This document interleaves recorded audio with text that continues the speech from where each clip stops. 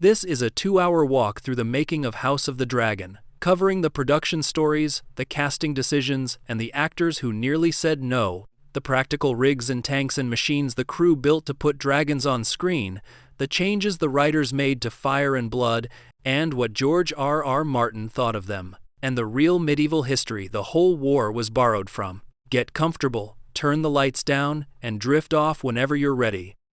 1. The Aemond and Alicent kiss. The Season 3 premiere delivered a moment the marketing department never planned to sell, when Aemond and Alicent kissed on screen as mother and son. The scene arrived with almost no warning and landed as one of the most discussed images of the entire season, which is saying something for a show that has never been shy about what the Targaryens get up to behind closed doors. Ewan Mitchell's reaction to the script was considerably calmer than the audience's. He has said he kind of saw it coming, which tells you how thoroughly he had been tracking Aemond's psychology since the character was a teenager with a fresh scar and a grudge. The way Mitchell framed the moment publicly was about power rather than affection, describing Aemond's new position with the line, "I'm the daddy now," and identifying him as the new leader. Read that way, the kiss stops being a romantic gesture and becomes a claim of ownership over the family itself, with Aemond announcing that the authority his mother once held over him has reversed completely and permanently. Alicent spent 2 seasons as the person quietly managing everyone else's worst impulses, absorbing damage, negotiating around her own children. That arrangement ended in a single gesture. From the premiere forward, Aemond operates as the ruthless engine driving the Greens, no longer waiting for permission from his mother, his brother, or anyone sitting on the small council, and the discomfort the scene generates is the point rather than an accident of it. Mitchell has spoken about playing Aemond as someone who understands exactly what he's doing at all times, which makes the moment less an eruption of feeling than a calculated demonstration, staged for the one person whose opinion of him ever mattered. 2. The Battle of the Gullet. Season 3 opens with the Battle of the Gullet, and the production spent an amount of money and construction labor on it that the showrunner himself has described as unreasonable. Ryan Condal has been unusually blunt about the scale, calling the sequence unlike anything that's ever been done in television before, which is the kind of claim that normally collapses the moment you see the finished footage. The build behind it makes the claim harder to dismiss. Crews assembled a wet tank roughly 4 meters deep, a separate dry tank for the shots that needed no water at all, and a third underwater tank for everything filmed beneath the surface. 4 complete boat sets came together from scratch, several of them mounted on hydraulic gimbals so they could pitch and roll on command, with one ship rigged onto rail tracks so it could physically travel across the set during a take. 3 million liters of water filled the tanks. Weeks of stunt choreography went into the fighting alone, before a single frame of dragon footage entered the picture. The visual references the team worked from were Master and Commander for the naval combat and the Siege of Helm's Deep from Lord of the Rings, for the sense of being overwhelmed from every direction at once. What makes the whole thing stranger is Condal's own public assessment, where he described the amount of construction the crew did for one episode as kind of crazy and frankly irresponsible, then immediately defended it as necessary to tell the story. The battle had been promised since Season 2 ended without it, and the delay turned into its own controversy, which meant the premiere carried a weight that a normal opening episode never has to bear. 72 minutes is how long that premiere ran, stretched well past the standard hour to give the sequence room to breathe. 3. The Catspaw Dagger. The Catspaw Dagger, the small Valyrian steel blade that Arya Stark drives into the Night King in Game of Thrones, receives its origin story in the 4th episode of House of the Dragon's first season, and the reveal quietly rewrites what that kill meant. Viserys shows the dagger to Rhaenyra and explains that Aegon the Conqueror had a prophetic dream about a long winter and a threat rising in the north, and that the dream was inscribed onto the blade in Valyrian script that only surfaces when the steel is heated. The words on it promise that his will be the song of ice and fire. Here's the part that reorganizes everything.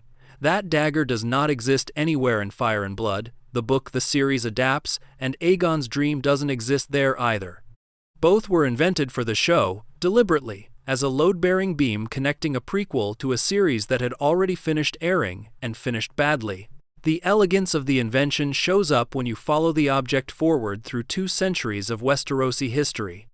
Every character who later held that blade, including Peter Baelish, Bran Stark, and Arya herself, could not read what was written on it, because High Valyrian died out as a spoken language among the people who ended up owning it. A prophecy sat in plain sight for 200 years, physically present in the room during some of the most consequential conversations in the story, passed hand to hand between people who treated it as an ordinary knife. Aegon's warnings survived intact, the readership for it did not. Season 3 extends the through line further still, putting the dagger back in Targaryen hands and using it for murder inside Harrenhal, which means an object invented to explain a moment in a finale now generates plot in a prequel, running the causality backwards. 4. Vhagar and her 4 riders. Vhagar is the oldest living thing in House of the Dragon, and by the time the war begins, she has been alive for more than 180 years. She hatched on Dragonstone around 52 years before Aegon's conquest, which means she predates the Targaryen conquest of Westeros entirely, and she outlives nearly everyone who ever touched her. 4 people rode her across those 2 centuries. Visenya Targaryen took her through the conquest itself, burning her way across a continent alongside her brother and sister. After Visenya died, Vhagar went unclaimed for 29 years, an enormous animal simply existing without a purpose, before Prince Baelon the Brave took her. Laena Velaryon claimed her next, and then Aemond Targaryen, who takes her in the show on the night of Laena's funeral, walking down to a sleeping dragon in the dark because nobody else in his family had the nerve. That theft is what starts the fight where he loses his eye, which means the single most consequential act of his life happens before he turns 11. Age turned her into something closer to a landmark than an animal. By the year 129, Vhagar had grown nearly as large as Balerion the Black Dread, the dragon Aegon himself rode, and her fire ran hot enough to melt armor into the men wearing it. During the conquest, she was already big enough to swallow a horse whole, and she kept growing for another century after that. 5. Paddy Considine's death scene. Paddy Considine came close to genuinely collapsing while filming the death of King Viserys, and he has described the physical experience in terms that make the scene difficult to rewatch casually. His approach to the role required tracking the king's decay backwards, since production began with Episode 7 rather than Episode 1, which meant he built the performance in reverse, and had to know exactly how ruined Viserys would be at every stage before he'd played any of them. Nothing about that is standard practice. The death itself demanded that he lie there and breathe like a man whose body has stopped cooperating with him, and what happened next stopped being a performance. His breathing went shallow enough that his actual oxygen levels started to drop, and the crew removed him from set repeatedly for fresh air because he was nearly passing out, which is a genuinely unusual production hazard for a scene where the actor does nothing more strenuous than lie in a bed. The emotional source for all of it was his father's death from cancer, something Considine has spoken about directly, and the specificity of the physical detail in those final episodes comes from having watched it happen to someone he loved. George R.R. Martin later compared Viserys to King Lear, a comparison that fits a man who divides his kingdom, misreads his children, and pays for it in full. Considine has called the role his favorite of anything he's ever done across a long career. What makes that land harder is that he had seriously considered walking away from acting altogether before the part arrived, which means the performance widely regarded as the finest thing in the show came from someone who nearly wasn't there to give it. 6. The Toxic Butterflies blog post. In September of 2024, George R.R. Martin published a post on his blog attacking the show being made from his own book, and then deleted it. The post carried the title "Beware the Butterflies," a reference to the butterfly effect, and his target was Ryan Condal's decision to cut Prince Maelor, the youngest son of Aegon and Helena, from the adaptation entirely. Martin's objection wasn't sentimental in the slightest. His argument was structural, laid out like a man tracing a crack from one end of a wall to the other, insisting that losing Maelor weakened the end of the blood and cheese sequence. then cost the show the bitter bridge scene that depends on the child existing at all, and finally undercut the motivation for Helena's suicide, since in the book her death follows directly from what happens to that boy. 7. The Dragon Buckrig.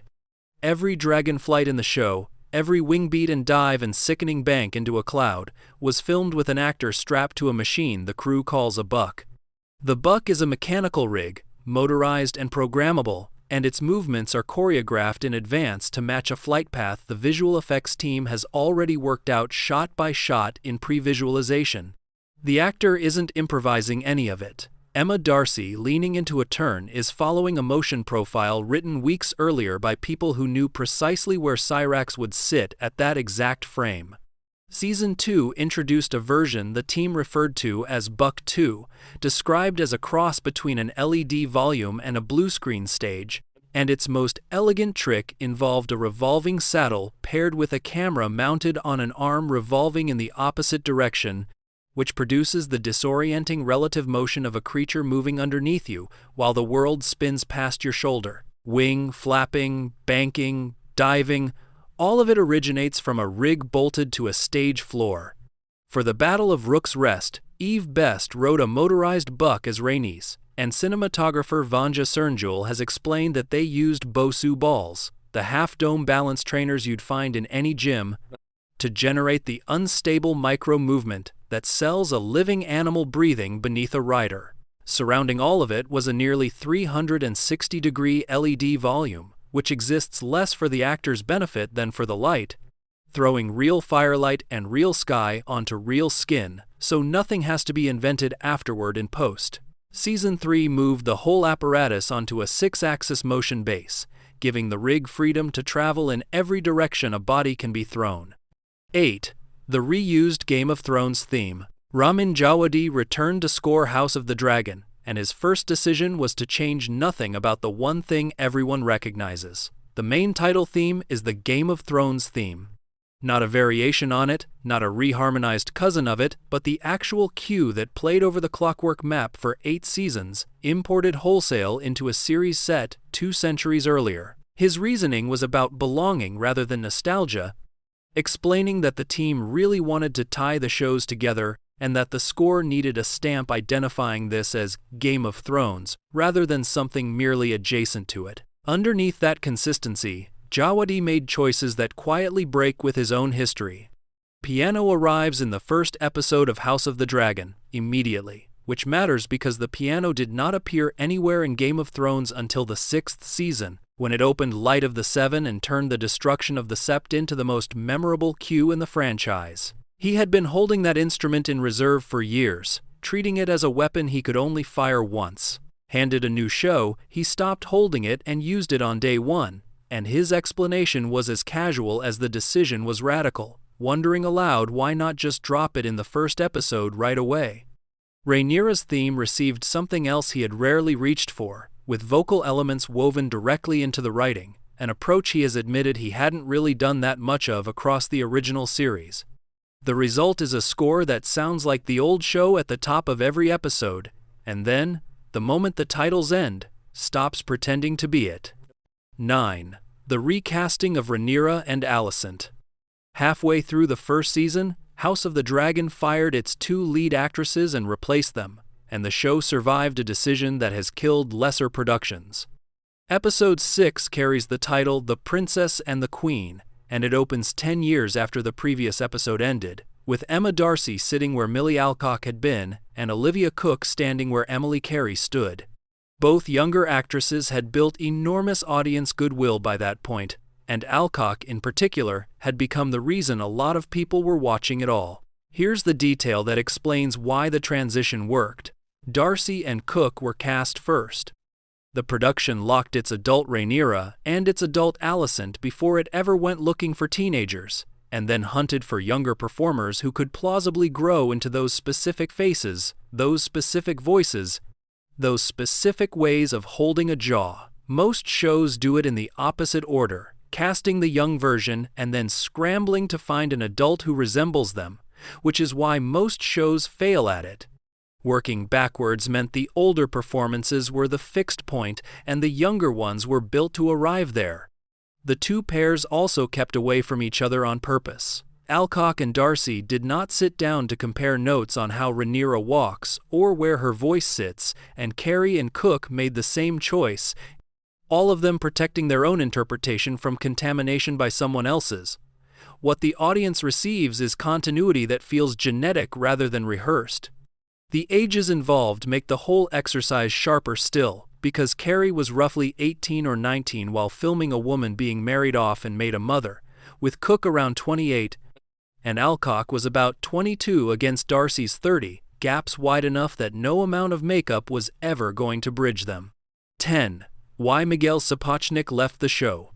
Miguel Sapochnik ran House of the Dragon alongside Ryan Condal for its entire first season, directed the pilot, directed Driftmark, and left before the second season shot a single frame.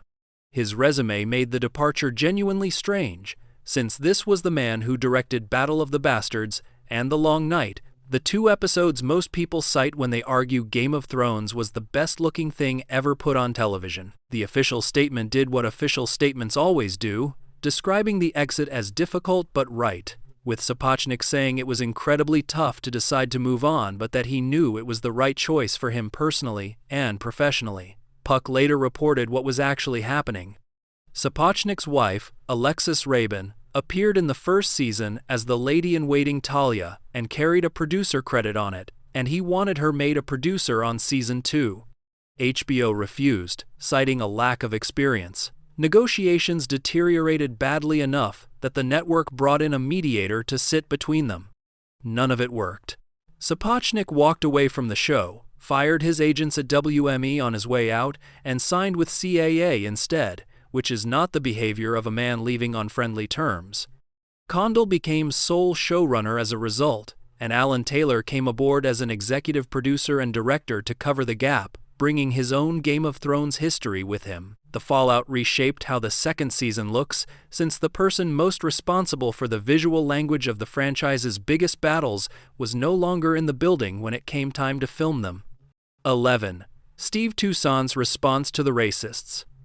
Steve Toussaint plays Corlys Velaryon, the richest man in Westeros, and the announcement that a black actor had been cast as the Sea Snake produced exactly the reaction you'd expect from certain corners of the internet.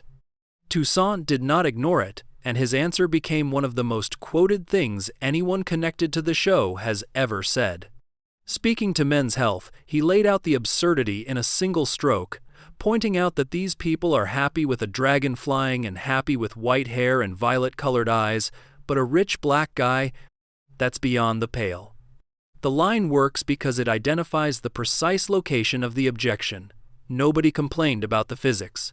Nobody wrote threads about the impossibility of a reptile the size of a cathedral generating enough lift to fly. Toussaint added that the trolls are on the wrong side of history, and he has kept engaging with the subject in interviews since, rather than letting it drop. There's a factual point sitting underneath the whole argument that undercuts the complaint entirely. Corlys Velaryon's skin color is never stated anywhere in Fire and Blood. The Velaryons are described as having the pale Valyrian look, silver hair and light eyes, but Martin never wrote a sentence specifying the complexion of the man himself, which means the adaptation contradicted nothing on the page. The people insisting the casting broke the source material had, in most cases, not read it. 12. The real war that inspired the dance. The Dance of the Dragons is a retelling of an actual English civil war, and Martin has never hidden it.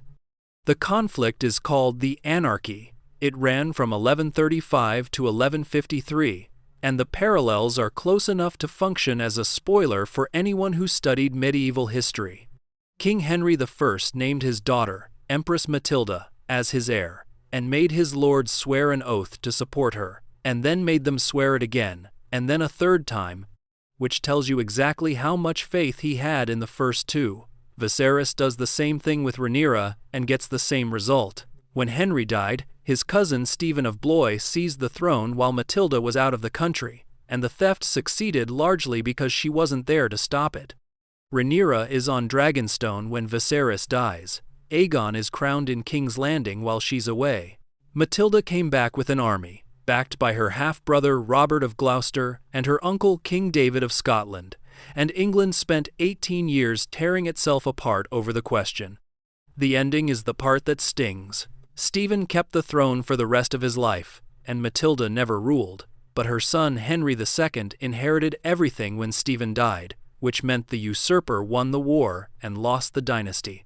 Anyone who knows how the anarchy resolved has known how the dance resolved since the first episode aired. One character does get split in the adaptation, since Stephen's ambition and strategic instinct largely migrated to Aemond, leaving Aegon with the reluctance and the drinking and none of the competence. 13. Fire and Blood is a fake history book. The book House of the Dragon adapts is not a novel.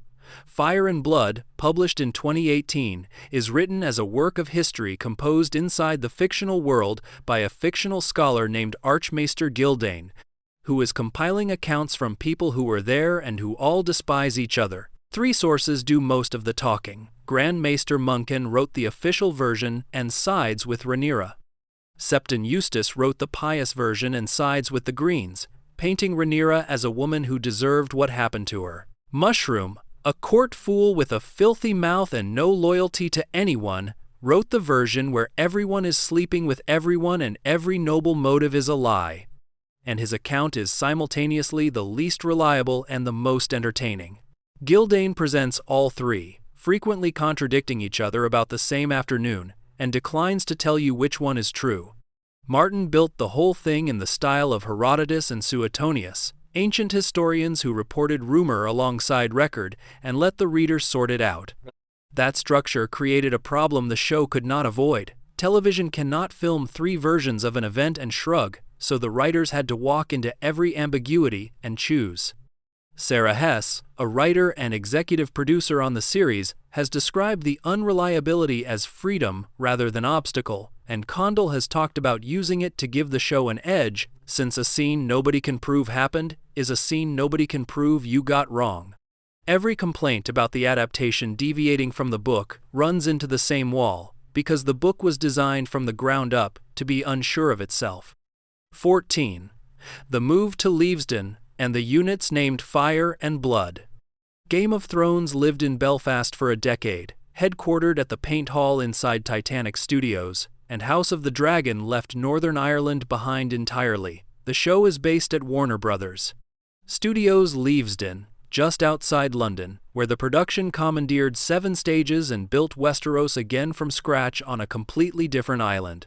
The naming of the filming units is the detail worth staying awake for. 2 units shoot simultaneously, and they are called Fire and Blood, taken directly from the title of the book. Fire is the home unit and stays in England. Blood is the travel unit, and it goes to Spain and Portugal to shoot everything that needs a landscape England cannot provide.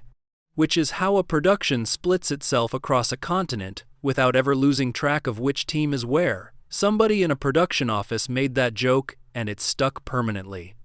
Leavesden gave the show a piece of technology nothing else had used yet, since House of the Dragon became the first production to shoot on the studio's new V stage. A virtual production facility built for exactly this kind of work. The schedule they run is called cross-blocking, which abandons the traditional model where one director shoots their episodes start to finish.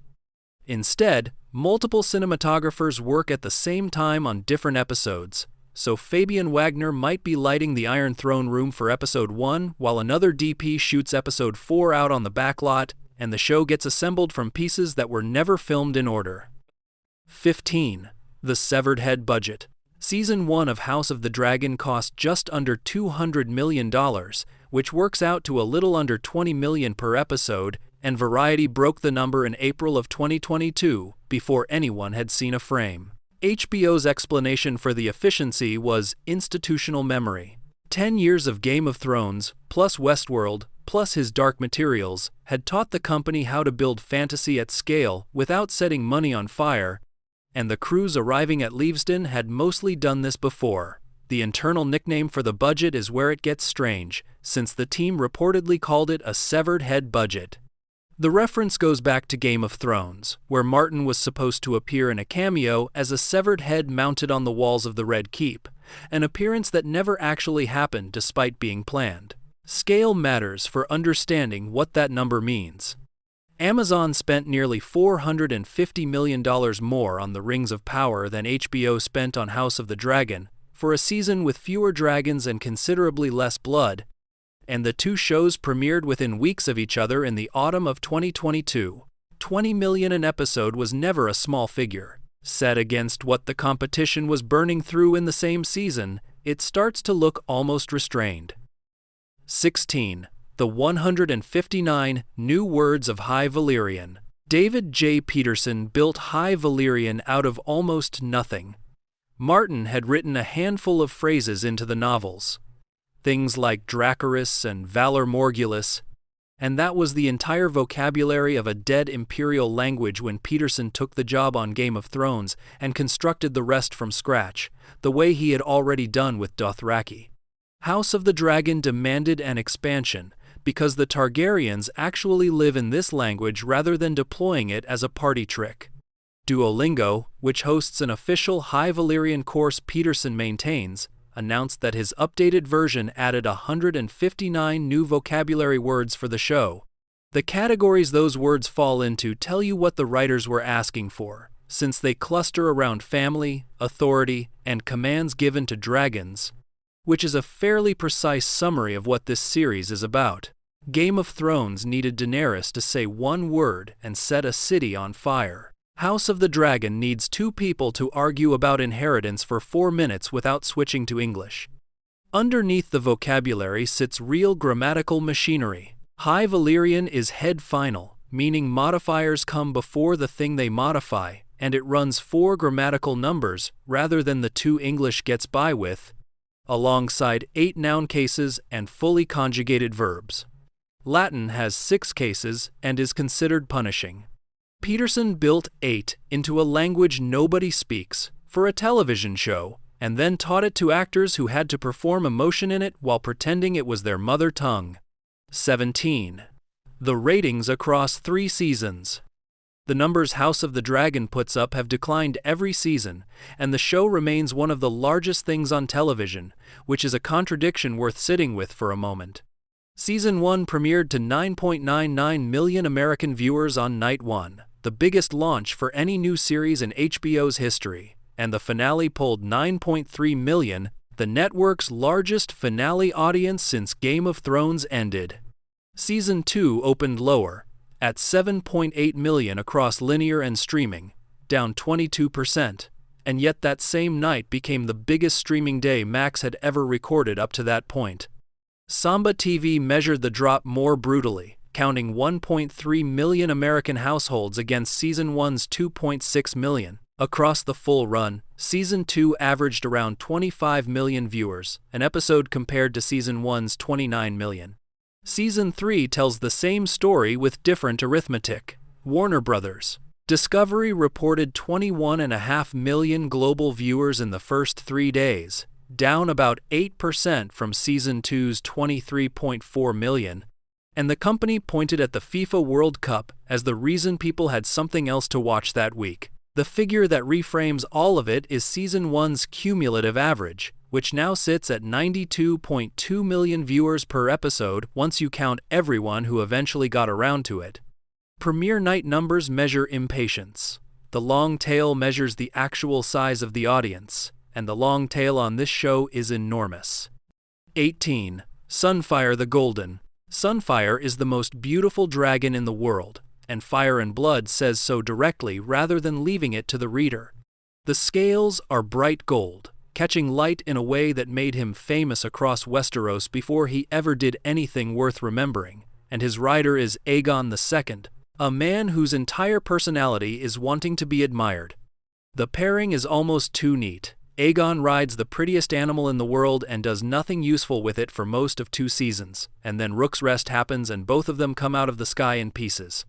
Vhagar catches them mid-flight, and what lands is a king burned past recognition and a dragon whose wing no longer works, both of them broken in the same instant by an animal 3 times their size. The gold does not save either of them. Set leaks complicated the story afterward. Drone footage shot over Hankley Common in Surrey during Season 3's production suggested Sunfyre was back, which contradicted the assumption a lot of viewers made watching him fall, and the book agrees with the leak rather than the assumption. A dragon that beautiful was never going to be allowed a clean exit. What the show does with a wounded Sunfyre is where the Season 3 material gets genuinely difficult to predict, since the animal spends the book in a state that no amount of visual effects budget makes pleasant to look at. 19. Caraxes, the Bloodworm. Caraxes looks wrong on purpose. Where most dragons in this show read as bulk and menace, Daemon's dragon reads as something eel-like and thin, a long red serpent with wings, and the nickname the Bloodworm captures both the color and the shape in 3 syllables. The design created a specific problem for the people who had to film him. The Third Floor, the pre-visualization studio that maps out sequences before cameras roll, built Caraxes his own flying style rather than reusing the motion of the other dragons, because a body that shape does not move like a body shaped like Vhagar. That previs work then fed directly into the machinery. Since the motion control camera rig and the buck the actor rides both get programmed from those files, which means Matt Smith's physical performance is calibrated to the movement of an animal that only exists as data at the moment he's performing it. Everything the show builds around Caraxes points at one sequence. The battle above the God's Eye pits him against Vhagar, the thin red serpent against the largest living creature in the world, and the mismatch is the entire point of having designed him that way in the first place. Daemon's dragon was never going to win a contest of size. Speed and viciousness, and a willingness to do something insane, are the only assets on that side of the fight, which describes the rider as accurately as it describes the animal. 20. Nettles was cut and Rhaena took her place. Season 3 performs one of the largest surgeries the adaptation has attempted, removing a character from the book entirely and grafting her story onto someone else.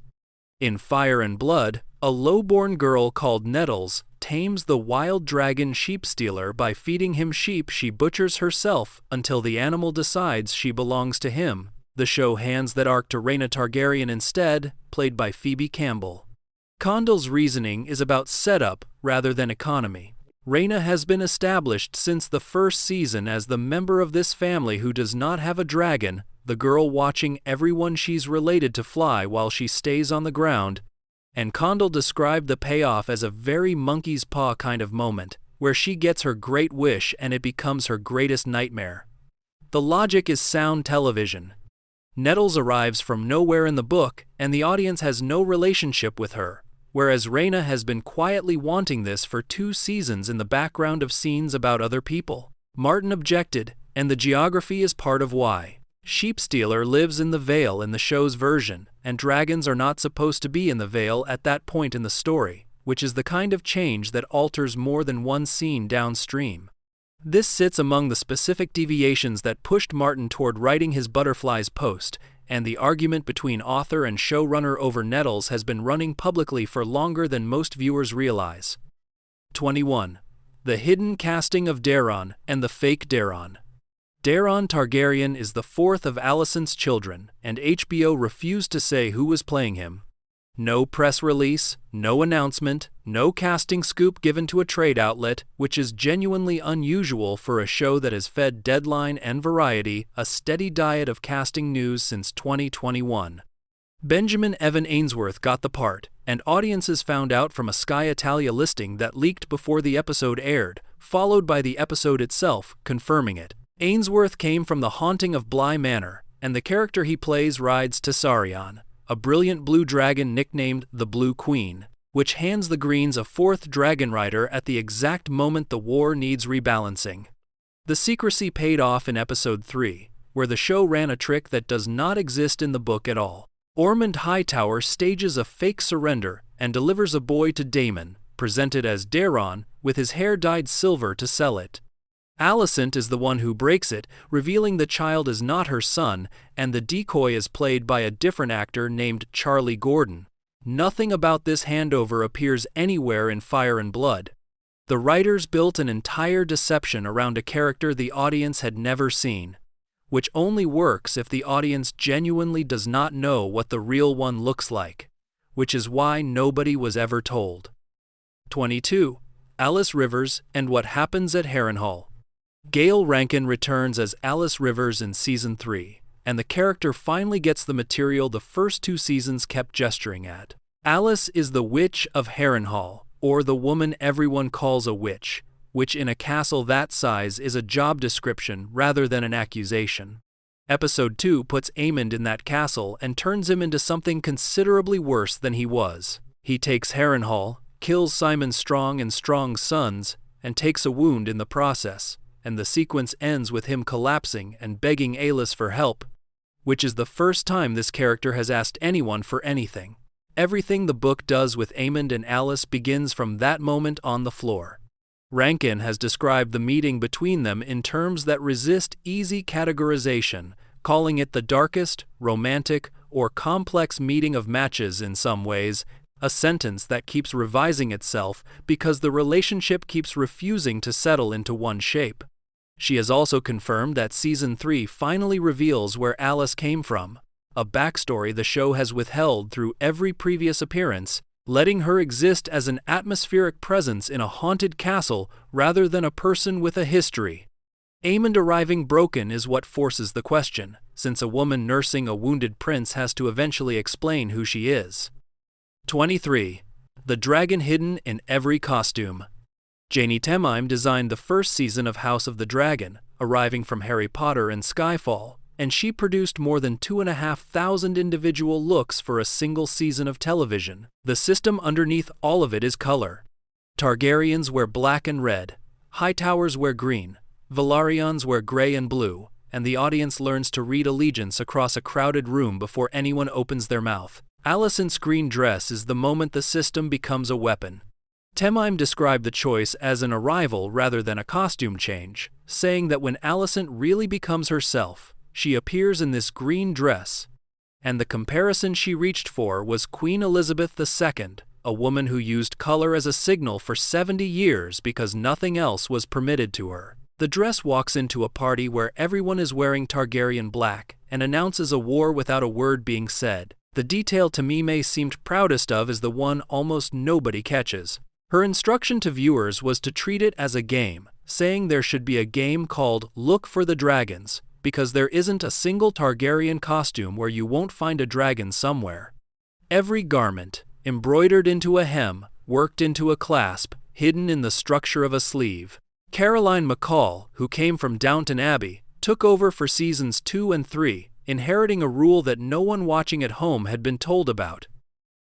24. The season that ended without a battle. Season 2 ran 8 episodes and finished without the battle it had spent 8 episodes promising. The finale carries the title The Queen Who Ever Was, and it ends with everyone positioned, everyone ready, and nothing having happened, which produced a reaction from the audience that arrived within minutes of the credits. The Battle of the Gullet was the thing being withheld. Fans knew it was coming, the season had been building toward it structurally, and the writers moved it into Season 3 instead, leaving the finale to function as a very expensive comma. Criticism of the pacing had been running all season before that, since a shorter order meant fewer episodes carrying more setup, and the finale confirmed the suspicion that the setup was all there was. Condell's defense was about protecting the sequence rather than avoiding it. He explained that they were trying to give the Gullet the time and the space that it deserved, which turned out to be true given what the 3rd season premiere eventually cost to build. His other line was closer to an admission, describing the production as really making multiple feature films every season, and then apologizing for the wait. Both statements are accurate. Neither of them helped anyone watching that finale in real time. 25. The Golden Globe and the Emmy Haul. House of the Dragon won the Golden Globe for Best Television Series in the Drama category in 2023, and Miguel Sapochnik accepted it, which is a small piece of irony given that he was already on his way out of the show by then. That win carries weight the franchise never managed before. Game of Thrones ran for 8 seasons, collected Emmys by the armful, and never took a Globe for drama series, which means the prequel accomplished in one season what the original never managed across a decade. Voting bodies had spent years treating the whole enterprise as a genre curiosity rather than a drama. The Emmys were more measured about it.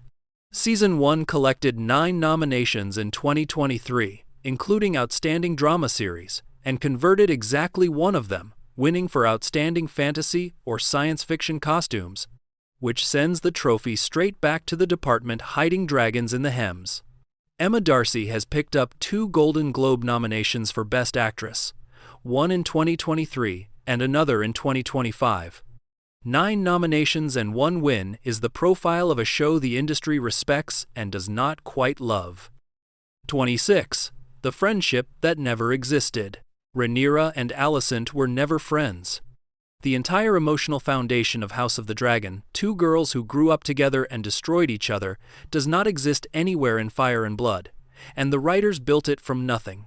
Martin's book presents them as rivals from the start, with no shared childhood, no whispered confidences in the Godswood, no version of either woman who ever trusted the other. What the book gives you is a stepmother roughly the same age as her stepdaughter, and a court that splits along the fault line between them almost immediately. The mechanics of the war are identical. The reason it hurts is entirely invented. Everything the show does emotionally runs through that invention. Every scene where Alicent looks at Rhaenyra across a room and calculates whether to speak depends on there having been a time when speaking was easy, and the audience only has access to that history because the writers wrote it. This is one of several inventions serving the same purpose, since a war between 2 people who always hated each other is a chronicle, while a war between 2 people who loved each other is a tragedy. Martin has complained about a number of changes to his book. This one he has not. 27. The Critics versus the Fans. Critics have liked every season of House of the Dragon, and the numbers describe a show that keeps improving. Season 1 landed at 90% on Rotten Tomatoes across 873 reviews, with an average score of 7.85 out of 10, and a Metacritic of 69. Season 2 dipped to 84% over 283 reviews. Season 3 currently sits at 94% from 99 reviews, its Metacritic climbing to 76. The audience score tells a different story entirely. Season 3's premiere debuted at roughly 69% from viewers, the lowest in the history of the franchise, arriving on the same weekend critics were calling it the best the show has ever been. That gap is not about quality, and everyone involved knows it.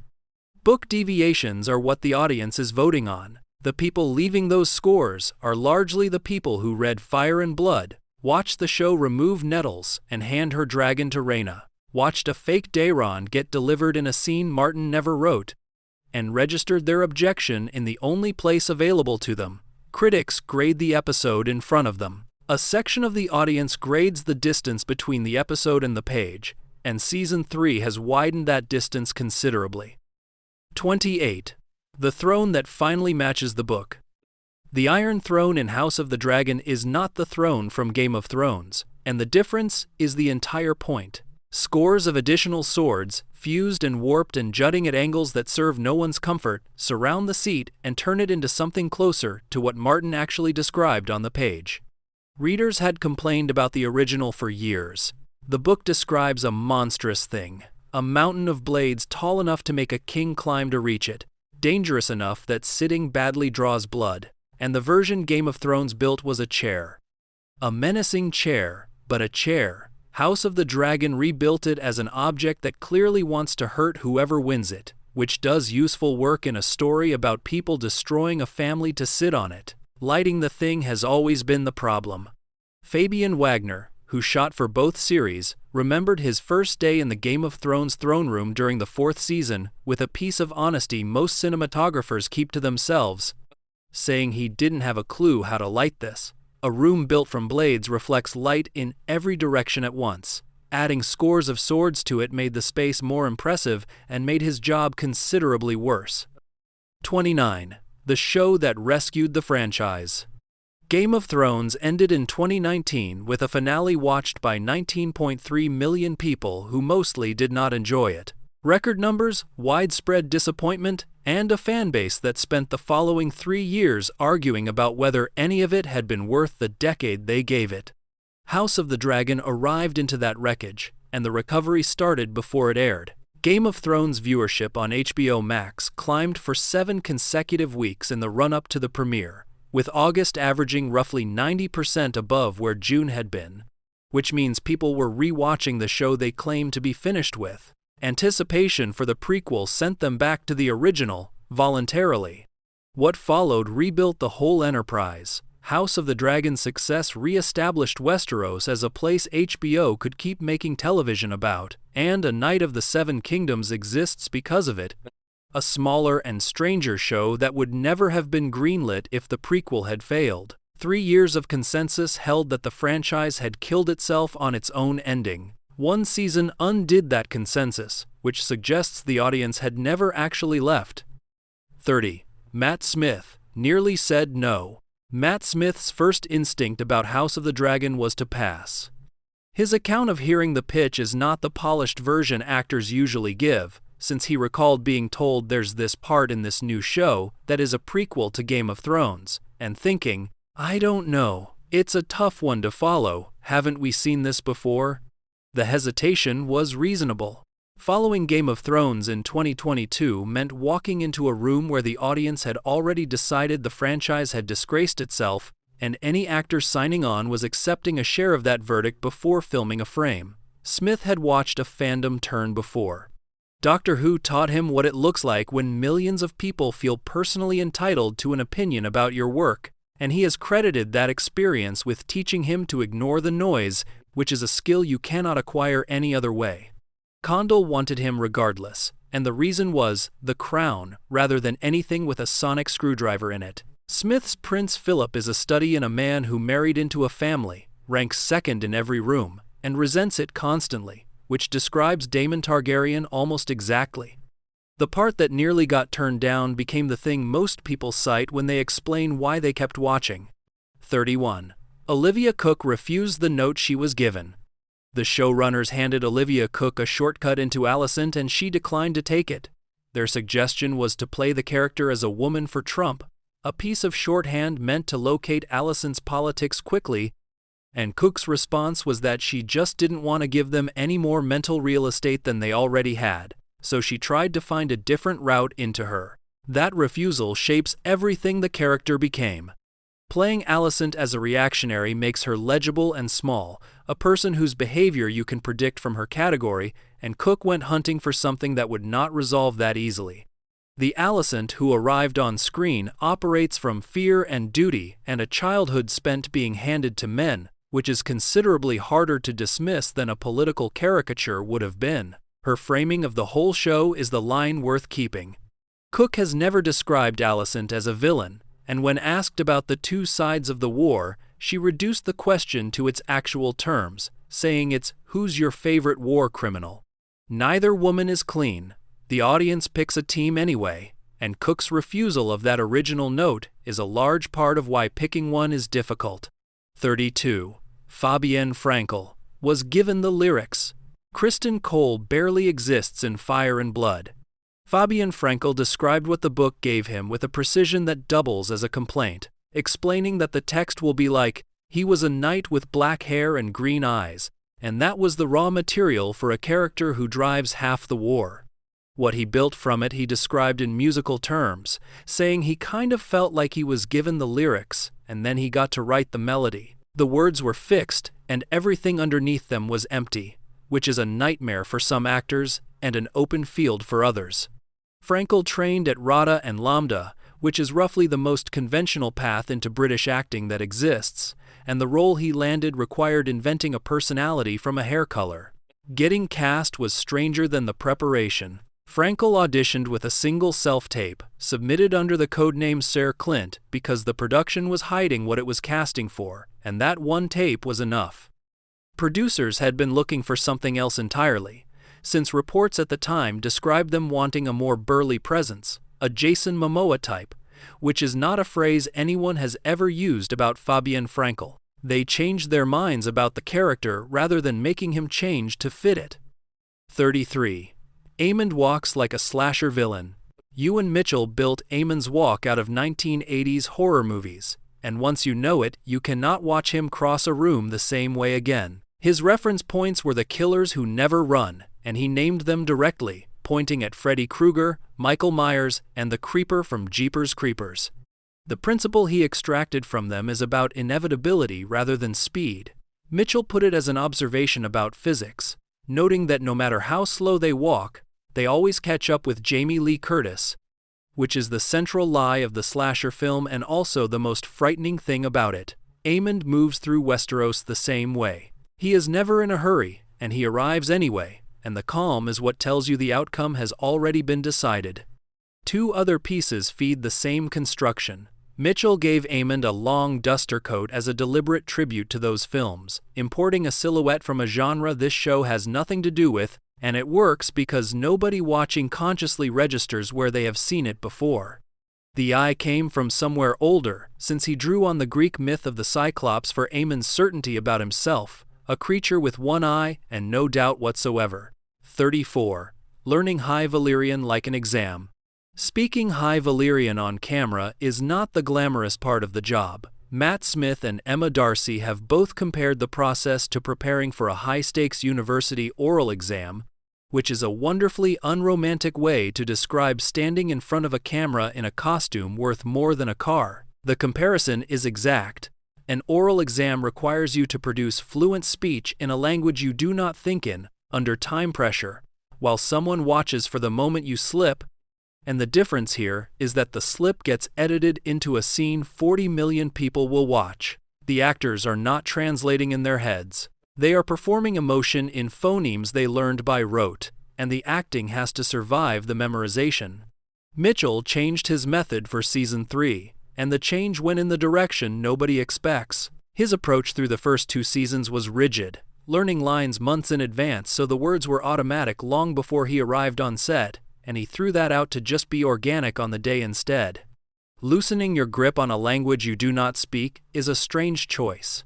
He made it deliberately, after 2 seasons of doing the opposite. 35. The show started in Cornwall. House of the Dragon began filming in late April of 2021, and it started in Cornwall rather than on any soundstage. 2 weeks on the southwest coast of England opened the entire production, which is an unusual way to begin a show that would eventually live indoors at Leavesden. Driftmark, the Valyrian seat, is Street. Michael's Mount, a real island castle sitting off the Cornish coast that floods and unfloods with the tide, connected to the mainland by a causeway that disappears twice a day. Nothing had to be built. The production found a castle on a rock in the sea and pointed a camera at it, which, for a show about a naval house, is close to cheating. Holywell Beach supplied the images that introduced the show to the world, since the first promotional photographs of Daemon and Rhaenyra came from that shoot, meaning the audience's first glimpse of the series was Cornish sand. Other locations filled in the rest of England, with Castleton in Derbyshire providing Cavedale and Eldon Hill Quarry, and Aldershot handling material that needed room rather than beauty. 36. The War Theme. Ramin Djawadi named the central musical idea of Season 2 the War Theme, which is the least poetic title imaginable for the best trick the score pulls. One theme covers 2 things that should have nothing in common. Dragons colliding in the sky get the war theme, and so does the murder of a child in a bedroom by 2 men who came to kill someone else, and using the same music for both makes an argument the dialogue never has to. Nobody chose this. Events are running the people now, and the same motif under a battle and under a botched assassination says so without a single line of exposition. The construction is what sells it.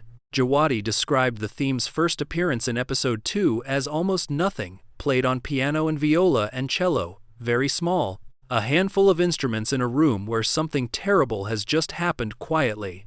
From there it grows across the season, gathering weight and players, until the dragon clashes arrive and it detonates as full orchestra. The theme that ends the season screaming began as 3 people playing softly, which is also a description of the war. 37. Only 3 lights exist in Westeros. The cinematography team on House of the Dragon works under a rule that sounds like a constraint and functions as a religion. 3 light sources exist in this world: firelight, moonlight, daylight, and nothing else, ever. Which means every frame of the show has to justify its own illumination from something the characters could point at. The rule costs money and time. A modern lighting package can put a soft key on an actor's face from anywhere, and nobody watching would question it, and this production refuses that convenience on principle, forcing the crew to solve every night scene with sources that would plausibly exist in a castle in the year 129. Alejandro Martinez faced the hardest version of it on a night wedding that ran 25 pages, which is an enormous amount of screen time to light with candles. His solution was closer to engineering than cinematography, since he suspended roughly 100 tungsten Source 4 Lacos above the set and aimed all of them straight down, letting the light hit the tables and bounce back up into the actors' faces from below. Candles do exactly that. 100 theatrical fixtures pointed at a tablecloth is what it takes to convince you that candles are all you are seeing. 38. 9 dragons in a single season. Game of Thrones had 3 dragons and spent 8 seasons rationing them. House of the Dragon put 9 on screen in its first season alone, which is not an incremental increase, so much as a different kind of show wearing the same title. The third floor handled pre-visualization, and the job that number created is easy to underestimate. Each of those 9 animals needed a flying style of its own, a personality expressed through movement, because an audience that sees 9 dragons will stop distinguishing them the moment they all bank the same way. Syrax does not move like Caraxes. Vhagar does not move like anything, being older and heavier than the physics of the other designs allow for. All of that had to be decided in previs, before a camera existed, since every downstream department takes its instructions from those files.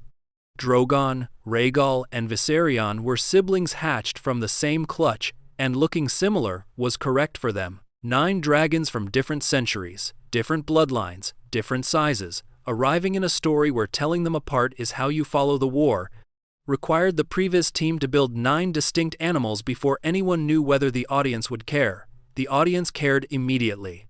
39. Vermithor, the Bronze Fury. Vermithor is the second largest dragon alive during the dance, beaten only by Vhagar, and he spent decades doing nothing at all in a cave. His rider was Jaehaerys I, the Old King, who held Westeros together for 55 years, and who rode Vermithor longer than any Targaryen ever rode any dragon. That partnership is the definition of stability in this world, a long reign on a large animal, and both of them outlived nearly everyone. After Jaehaerys died, Vermithor went down into the caverns beneath Dragonstone and stayed there, unclaimed and enormous, sleeping under a castle full of people who could hear him. What wakes him is the red sowing, the moment the Blacks decide to put anyone with Targaryen blood on the back of a riderless dragon and see who survives. Hugh Hammer, a bastard blacksmith played by Kieran Bew, walks into the cave and claims the Old King's dragon, which is roughly equivalent to handing a stranger the crown jewels. The mechanism that makes Hugh Hammer dangerous is the same one that made him useful. Nobody who arranges the red sowing thinks past the moment the dragons accept their new riders. 40. What Emily Carey was asked to play at 18. Emily Carey was 18 years old while filming the first half of Season 1, and the script required her to be married to a man in his 40s, share his bed, and give birth to his children. The gap between the actor and the material is the whole point. Alicent's storyline is about a girl being handed to a king by her father and having no vocabulary to object, and casting an actor barely out of school produces a discomfort the show wants, because a 25-year-old playing 16 lets the audience relax. Carey does not let the audience relax. Her Alicent reads exactly as young as she was, which makes every scene with Viserys land as the arrangement it actually is, rather than the romance the characters pretend it is. Where she went afterward suggests the industry noticed. Carey has since voiced work in The Witcher, Sirens of the Deep, and led Geek Girl for Netflix, moving into material aimed at people her own age, which is a change of register from playing a queen consort at 18. Very few actors get handed something that heavy that early. Fewer still make it look like restraint rather than effort. 41. How Lena actually dies in the book. Laena Velarion's death is one of the show's most striking images, and it does not happen that way in Fire and Blood. On screen, Laena, dying from a childbirth that has gone catastrophically wrong, refuses the maester's knife, walks out to Vhagar, stands beneath her, and orders her own dragon to burn her alive. Dracarys. She chooses a dragon rider's death over a bed. Martin wrote something sadder and considerably less cinematic. His Rhaena also leaves her bed and goes to Vhagar, but her intention is to fly, to take one final flight rather than to die on the ground, and her body simply gives out before she can climb. She collapses. The dragon does nothing. There is no defiance in it. Only a woman who wanted to be in the air one more time and could not manage the distance. The character had already survived one upheaval by then, since Rhaena was recast mid-season when Nova Fuelis Mose played her as a child and Nana Blondell took over as an adult. Both versions had limited screen time, and the show gave the adult one an exit that Martin's readers had never seen, one that turned a quiet tragedy into the most quoted word in the language. 42. The $100 million marketing campaign.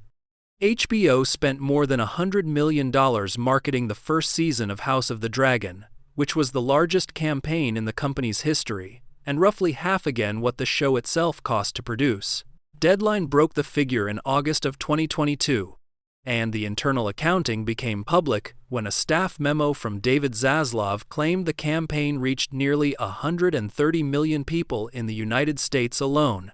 Relish Mix put the total social reach somewhere near 313 million globally. Those numbers describe a saturation strategy rather than an advertising one, since the goal was making it impossible to not know the show existed. Premiere day proved it worked. House of the Dragon held the top trending position on Twitter for 14 consecutive hours, longer than anything else that day, and ranked first on Google Trends at the same time. $100 million buys you a situation where a person who has never watched Game of Thrones still knows a dragon show premiered that night, which was the entire objective after 3 years of the franchise being a punchline. 43. Rook's Rest burned real people. The Battle of Rook's Rest put explosives in the ground and set human beings on fire. Alan Taylor directed it, and the approach he took was to build as much of the sequence in front of the camera as the law and the insurance would tolerate. Dragonfire arrives as buried charges detonating in sequence, which is why the ground behaves the way it does when malaise strafes a formation, throwing dirt and bodies with a weight that computer-generated flame consistently fails to sell. A real army assembled for it, hundreds of performers in armor standing in a field waiting for the earth to explode near them. Stunt performers were set alight and burned in shot, wearing gel and protective layers, running while on fire because a person genuinely on fire moves differently than a digital one.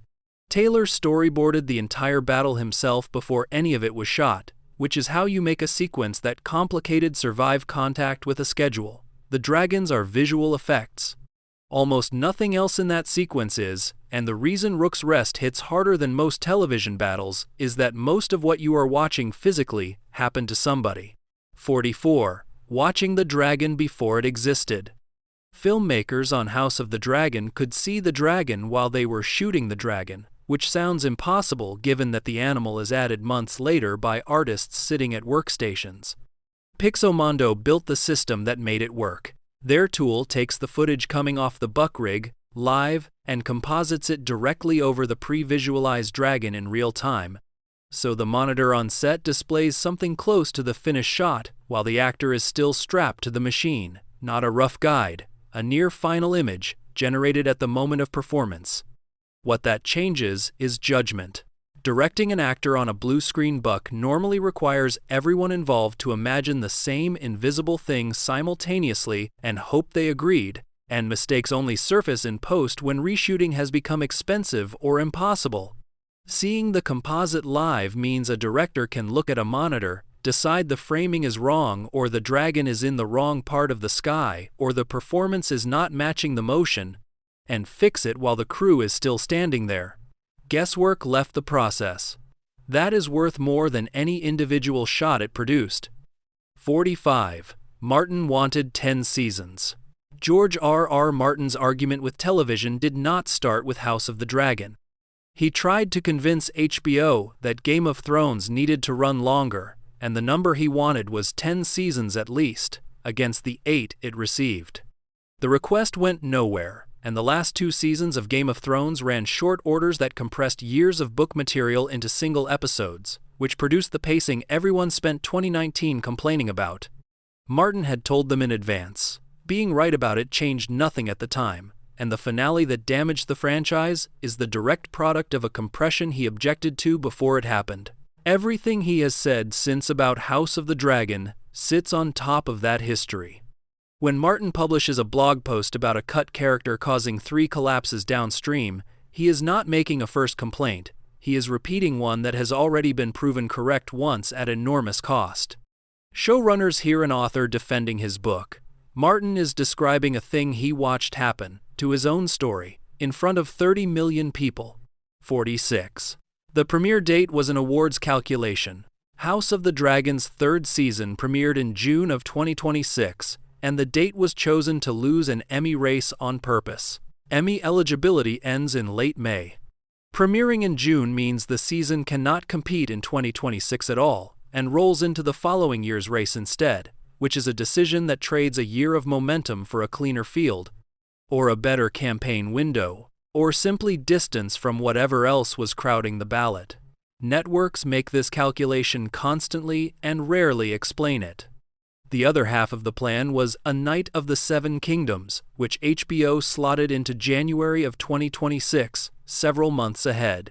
2 Westeros shows in one eligibility window compete against each other for the same votes, and separating them lets each one have its own year. The strategy treats awards as inventory to be scheduled rather than recognition to be earned, which is how the business actually works and how almost nobody involved will describe it out loud.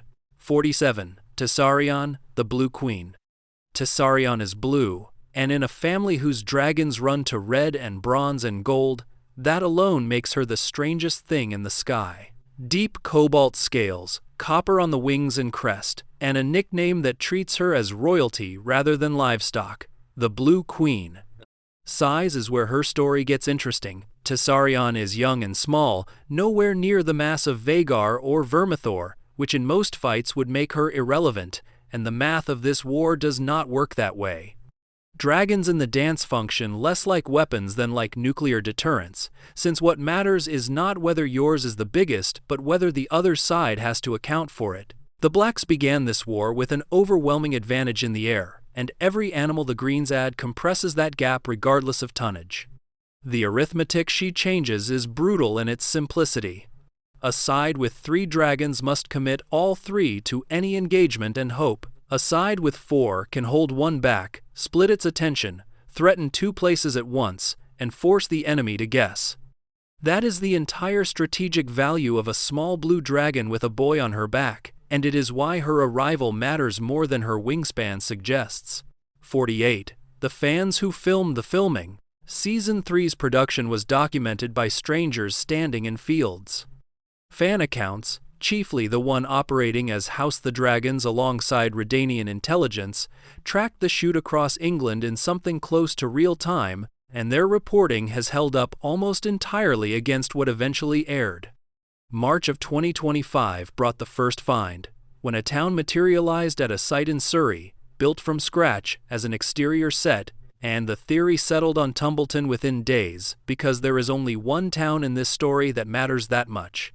By July, the cameras had moved to Hankley Common, also in Surrey, where cavalry and battle sequences were shot in the open, and observers identified the Winter Wolves alongside soldiers carrying the banners of houses Tully, Blackwood, Bracken, Mallister, and Vance. Those are Riverland's houses. Anyone who knew the book could reconstruct the plot of a season from a list of flags in a field. Exterior work wrapped by October, having moved through North Wales and southern England, and the entire arc of production was public before HBO had confirmed a single detail. None of it was verified at the time, and all of it was correct, which is the peculiar bargain a franchise this large has made with its own audience. The show cannot hide. It can only decline to comment while people with drones assemble the season in advance. 49. The Season 3 cast. Season 3 imported a large group of new actors, and the names tell you what the war has become.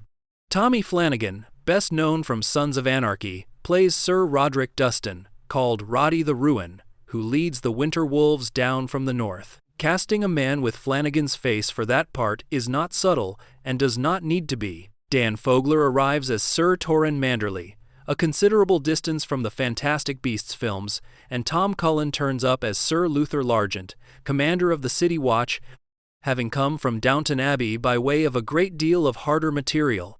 James Norton plays Ormond Hightower, the man running the Green Army out of the South and the one who stages that fake surrender in Episode 3. Tom Bennett is Ulf the White, one of the dragon seeds the Red Sowing produces, and Annie Shapiro plays Alysanne Blackwood, known as Black Alley, who fights for the Blacks in the Riverlands. One returning name matters as much as any of the new ones. Abubakar Salim comes back as Alan of Hull with a substantially expanded role, which is the show quietly promoting a character it had been holding in reserve. Almost everyone on that list commands soldiers or claims a dragon. Season 3 stopped casting courtiers and started casting combatants. 50. 2 centuries before Game of Thrones. House of the Dragon begins roughly 100 years after Aegon's conquest, which places it nearly 200 years before anything that happens in Game of Thrones, and 172 years before Daenerys is born. That distance does useful work. Nobody in this series is a grandparent of anyone you know from the original show, and no scene can be resolved by a familiar face walking through a door, which frees the writers from the fan service a closer setting would have demanded. Every character on screen will be dust and a line in a book by the time Ned Stark rides south. What the gap actually contains is the decline itself. House Targaryen at the start of this story owns the largest concentration of dragons the world has seen since Valyria fell, sits unchallenged on a continent it conquered, and has been ruled for 55 years by a king so successful they named him the Wise. Everything after that is subtraction. By the time Daenerys is born, there are no dragons at all. The family has been reduced to 2 children hiding in Essos, and the Iron Throne belongs to a man who took it with a warhammer.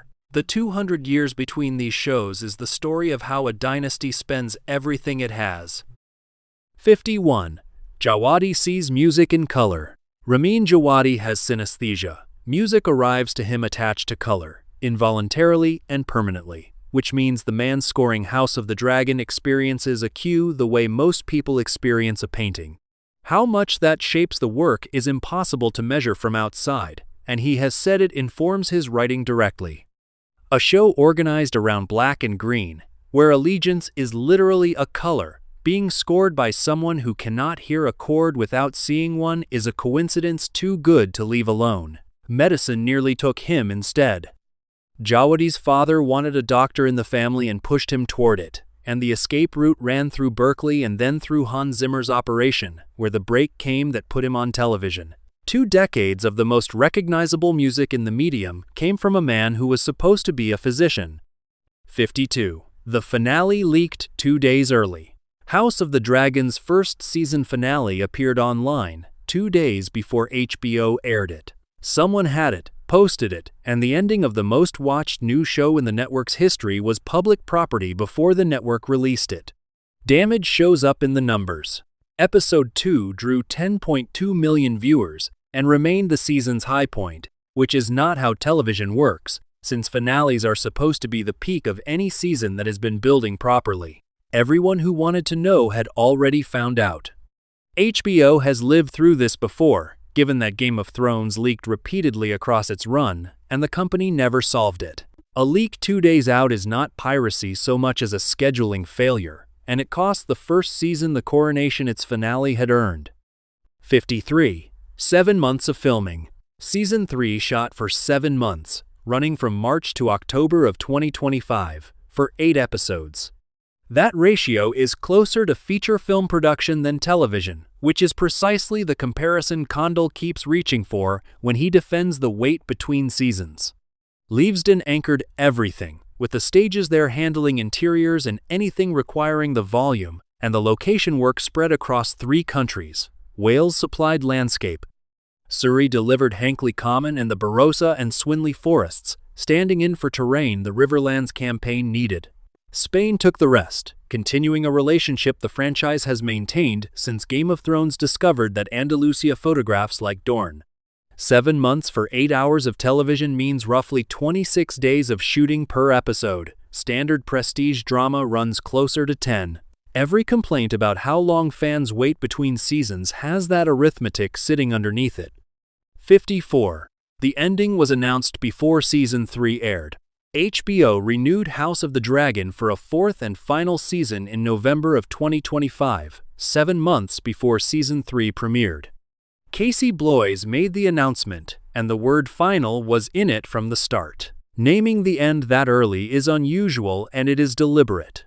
Game of Thrones announced its conclusion late and spent its final years being accused of rushing, and telling an audience the shape of the thing in advance removes that argument entirely.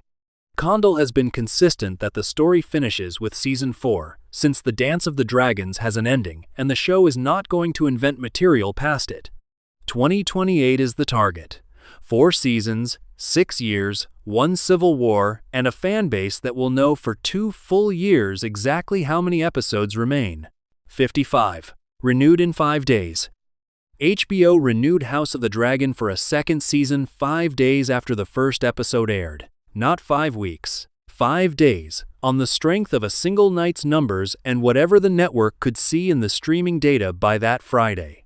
The 3rd season order was faster in a different way, arriving on the 13th of June, 2024, 3 days before Season 2 premiered. HBO committed to a 3rd season before anyone outside the building had watched a frame of the 2nd, which is a bet placed on a show the network had already decided was working. Both decisions read as confidence, and both are also insurance. Crews scatter without renewals, sets get struck, and a 7-month production schedule cannot be assembled on short notice. Renewing early is how you keep the machine from cooling down. 56. Meleys, the Red Queen. Meleys was one of the few dragons alive who could have given Vhagar a genuine fight. Rhaenys rode her, the scales ran deep red, and speed was the whole argument, since Meleys was among the fastest animals in the sky, and Vhagar was among the slowest. Rook's Rest is where that argument fails. 1 dragon against Vhagar is a contest. 1 dragon against Vhagar and Sunfyre together is an execution, and the show stages it as exactly that, with Meleys torn apart in the air by 2 animals working in concert. What the visual effects team did with her death is the part worth noticing. Artists tracked the eye blinks as the light goes out of them and channeled the blood between individual scales rather than letting it sheet across the surface, which is a level of attention nobody consciously registers watching it once. The scene works because it is an animal dying rather than an effect finishing. 57. The volume stage that closed. House of the Dragon shot its first season on Leavesden's optical stage virtual production facility, one of the LED volumes the industry spent 2020 into 2022 treating as the future of everything. October of 2022 brought reports that the stage was shutting down. The technology had been oversold, since volumes solve certain problems beautifully and create others expensively, and productions across the industry quietly discovered that a wall of LEDs is not a substitute for a location. Season 2 adapted rather than retreating. What replaced it was a semi-LED volume, keeping the panels where they earned their cost, which is dragon riding, where the interactive light on an actor's face genuinely cannot be faked, and reverting to blue screen frustums for everything else. The compromise is more honest than the original ambition. It is also what the buck rig sits inside now. 58. The Iceberg. Ewan Mitchell's friends call him the Iceberg. He offered that himself, explaining that he is seen as cool and collected and does not show too much, which is a description of Aemond delivered accidentally by the man who plays him. Privacy is a policy for him rather than a preference. Mitchell has said he guards it so audiences can escape into his characters, on the theory that knowing too much about an actor makes the character harder to believe, and he is one of very few people in this cast who behaves that way consistently. The strategy has an obvious cost and an obvious payoff. Aemond works partly because nothing else Mitchell has done crowds the frame, and viewers watching him cross a room are not thinking about the man's interviews or his personal life. They only have the iceberg. 59. 4 cameras and a drone. Large battle sequences on House of the Dragon run 4 camera crews simultaneously, plus a drone crew, all shooting at once. Economics forces it. Hundreds of extras in armor and dozens of horses cost the same whether one camera is pointed at them or 5, and the horses will only do the thing correctly a limited number of times before they are finished for the day. Coverage has to be harvested rather than composed, which is the opposite of how the rest of the show is shot. Not every rig survives contact with a location, and the crew learned that in a medieval town in Spain during episodes 6 and 7. A handheld Libra rig, which stabilizes a camera for an operator moving fast, proved unworkable for a chase running down steep stairs, and the geometry of the streets simply defeated it. Some shots get solved with technology, others get solved by admitting the technology cannot do it. 60. The book that split in half. Fire and Blood was never supposed to be 2 books, and it was never supposed to be called Fire and Blood. Martin announced the project in 2013 under a nickname that told you exactly what he was attempting, calling it the G.R.R. Marillion, a joke aimed at Tolkien's Silmarillion, which is the book where an author who has already built a world sits down and writes its scripture.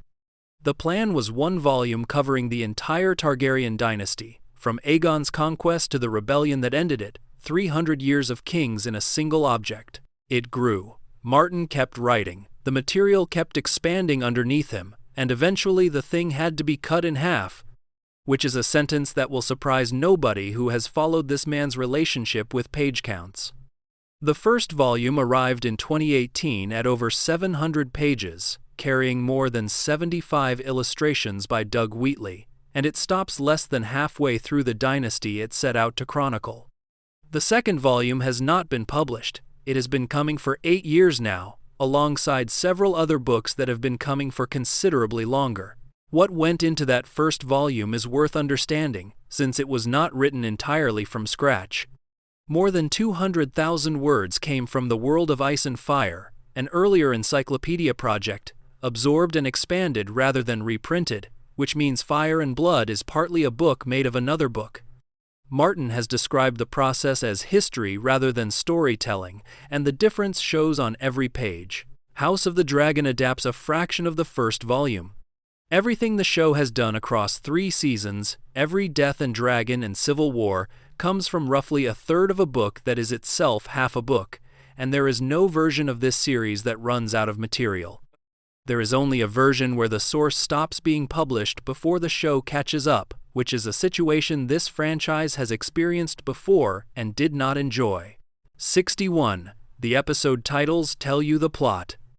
Season 3's episode titles are lifted almost directly from the way Fire and Blood organizes itself, and anyone who has read the book can reconstruct the season from a listings page.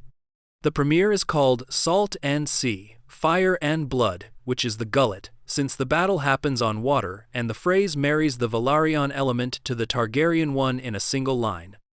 Episode 2 is Queen's Landing, a title that does 2 jobs at once, naming the city and announcing that Rhaenyra has arrived in it, with the pun sitting there for anyone who wants it.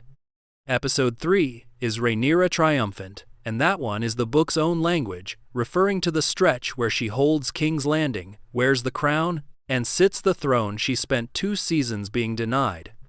Anyone who knows the source knows what the word triumphant is doing in that sentence. It is not a promise. Rhaenyra's control of the capital is brief, and it ends badly, and the book uses the word with a historian's cruelty, marking a high point precisely because everything after it is dissent. Episode 4 is Tumbleton, which needs no elaboration for a reader and will need none for a viewer afterward. The finale lands on the 9th of August. Titling a season this way is a choice about the audience, since the show has decided that the people who read the book already know and the people who did not will find out on schedule, and neither group is being protected.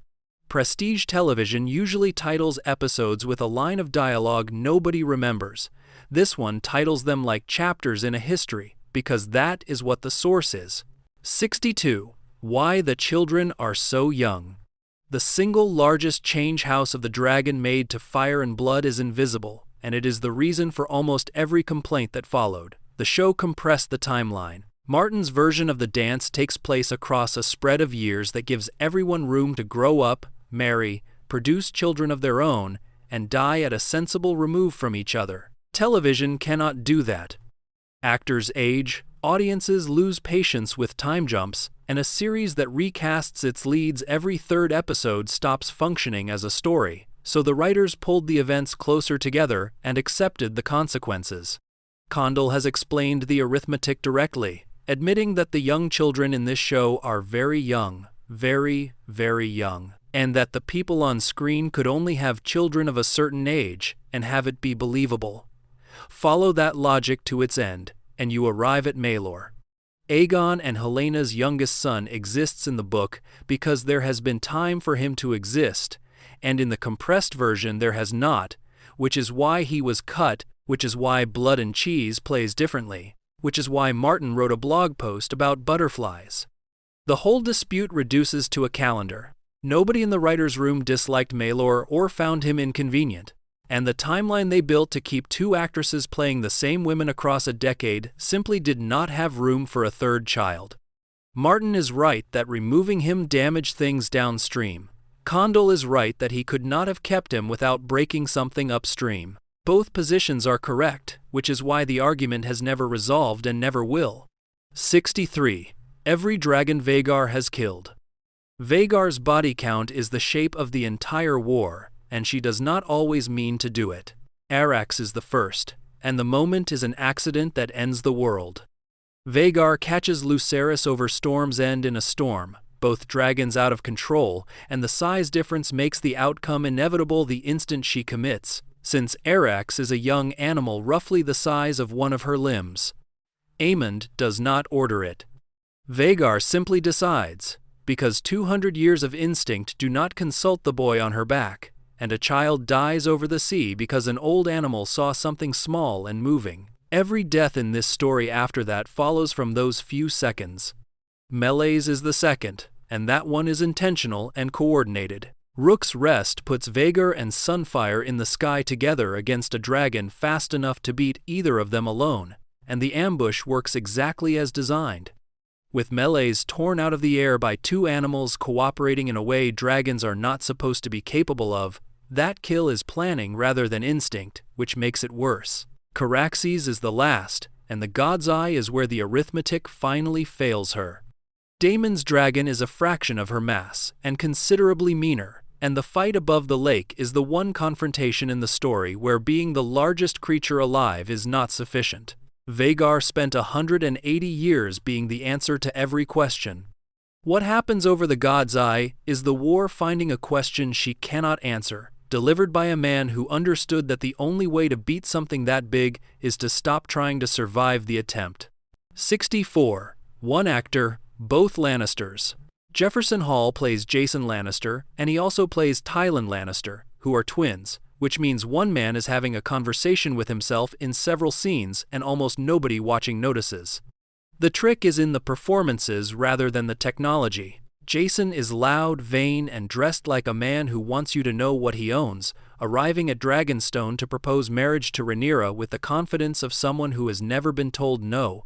Tywin is quiet, careful, and useful, the brother who ends up as master of coin because somebody in that family had to be able to count. Hall gives them different postures, different rhythms, different densities, and the audience sorts them instantly without ever being told they are the same actor. Where it becomes genuinely strange is the war. These twins land on opposite sides, since Tywin serves the Greens and takes the throne's money to Braavos for safekeeping, while Jason's death removes him from the Black's ledger early.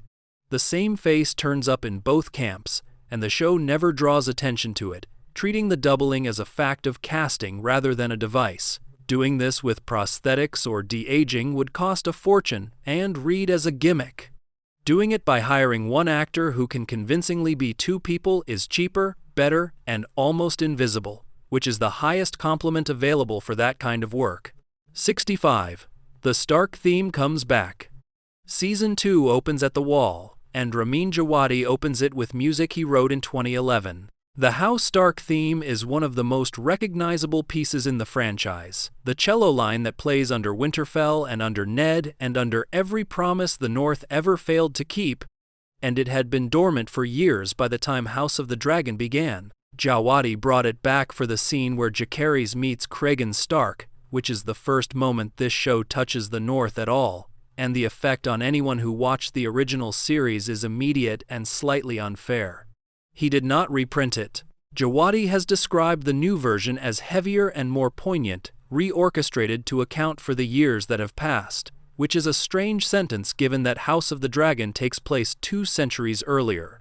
The theme is older to us and younger to them. Playing it heavier makes emotional sense to an audience carrying 8 seasons of memory into a scene where the characters carry none. That is the whole trick this score keeps pulling. Jawadi is scoring for the viewer's history rather than the characters, using cues the people on screen could not possibly recognize to tell the people watching exactly what a place means. Cregan Stark hears wind on a wall. Everybody at home hears Winterfell burning, 200 years before anyone lights the match. 66.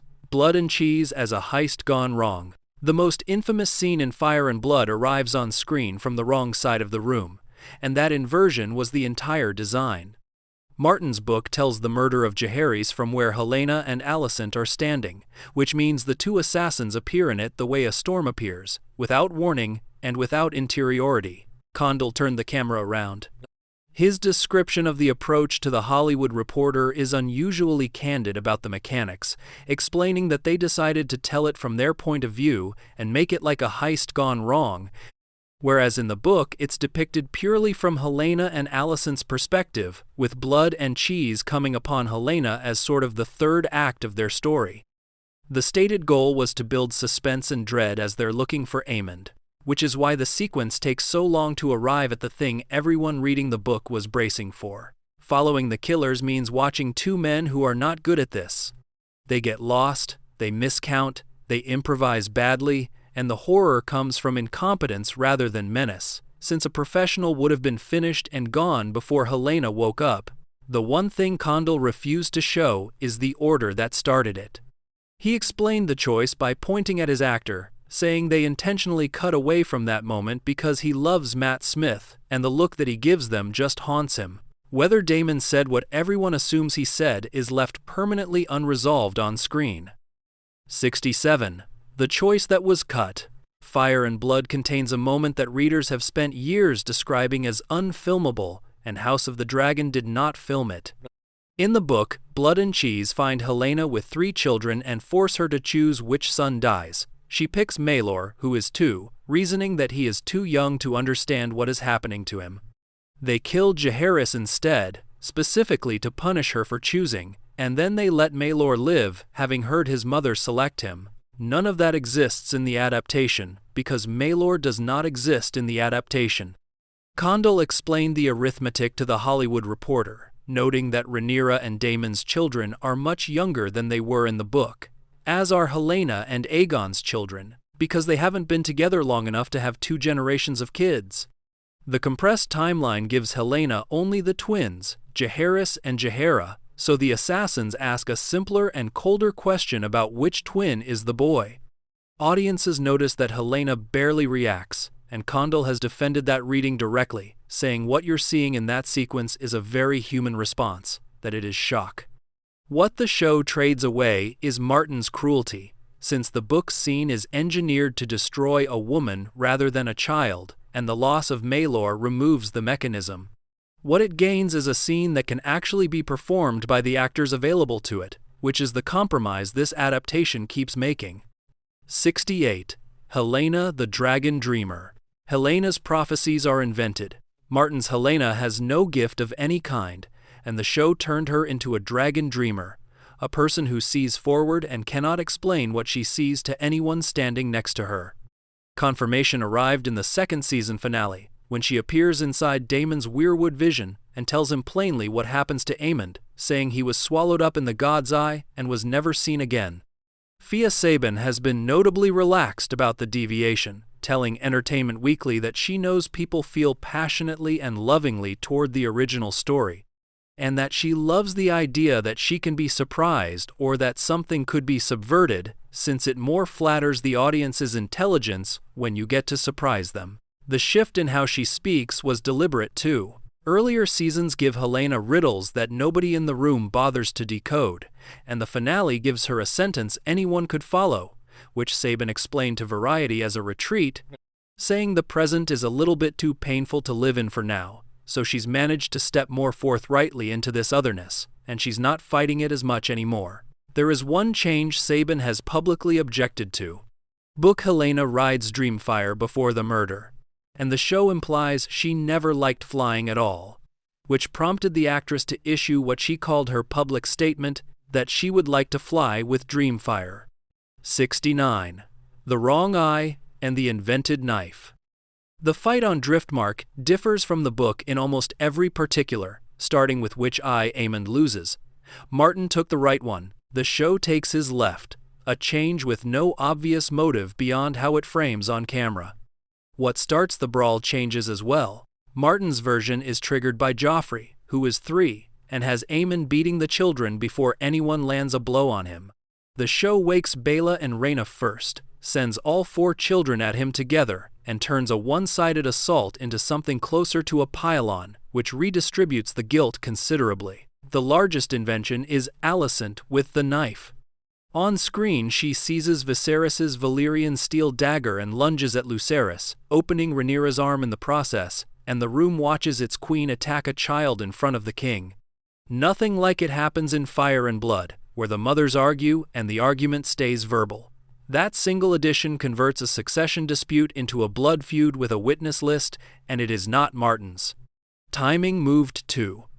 The book has Aemond claim Vhagar at Laenor's funeral, 3 years after Laena's death, and the show collapses that gap to a single night, putting the theft and the eye and the knife into one continuous catastrophe.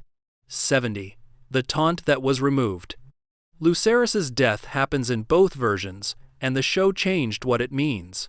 Martin's Aemond leaves Storm's End intending to kill him, and part of what sends him up there is a Baratheon daughter mocking him, laughing at the one-eyed prince in front of the court. The show cut the taunt entirely. What replaces intent is failure. Since Aemond loses control of Vhagar mid-pursuit, the dragon ignores him, and Caraxes and Lucerys are killed by an animal making its own decision. The final shot is Aemond looking horrified rather than satisfied. That choice does 2 things at once. It gives Aemond somewhere to go as a character, because a boy who commits an accident and then decides to live as though he meant it is more interesting than a boy who simply meant it. It also enforces the thesis Viserys spends the entire first season stating out loud that the idea of anyone controlling a dragon is a comforting lie. Martin's Aemond murders his nephew. The show's Aemond discovers that the weapon he stole was never his. 71. Rhaenys bursting through the dragon pit floor. Rhaenys is not at Aegon's coronation in the book. Martin has her smuggled quietly out of King's Landing and back to Dragonstone, and the most memorable image of the first season's penultimate hour was invented from nothing.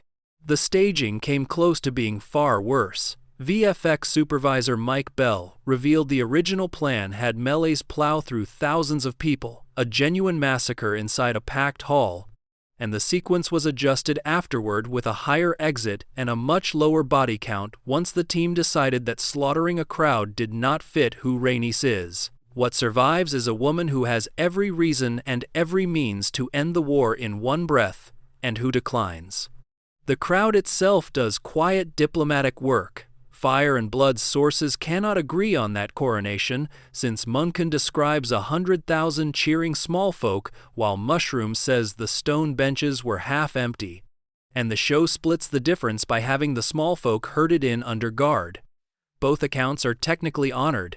The audience is enormous, and the enthusiasm is fake. 72. Mysaria's accent was dubbed over. Sonoya Mizuno's performance in the first season was criticized for an accent that nobody could place, and the reason is that the accent was applied after the fact. Mizuno told The Wrap what happened, explaining that her accent was entirely ADR in the first season because they had decided late in the process to change her accent, which she doesn't think was the best decision that was made, and that it was quite unpleasant, to be honest. Every line Mysaria speaks in Season 1 was re-recorded in a booth, months after the scenes were shot, replacing the performance she gave on set with a voice invented in post. Season 2 fixed it by reverting, going back to what she described as the original plan, which was an ambiguous European French accent, and the character became noticeably easier to watch.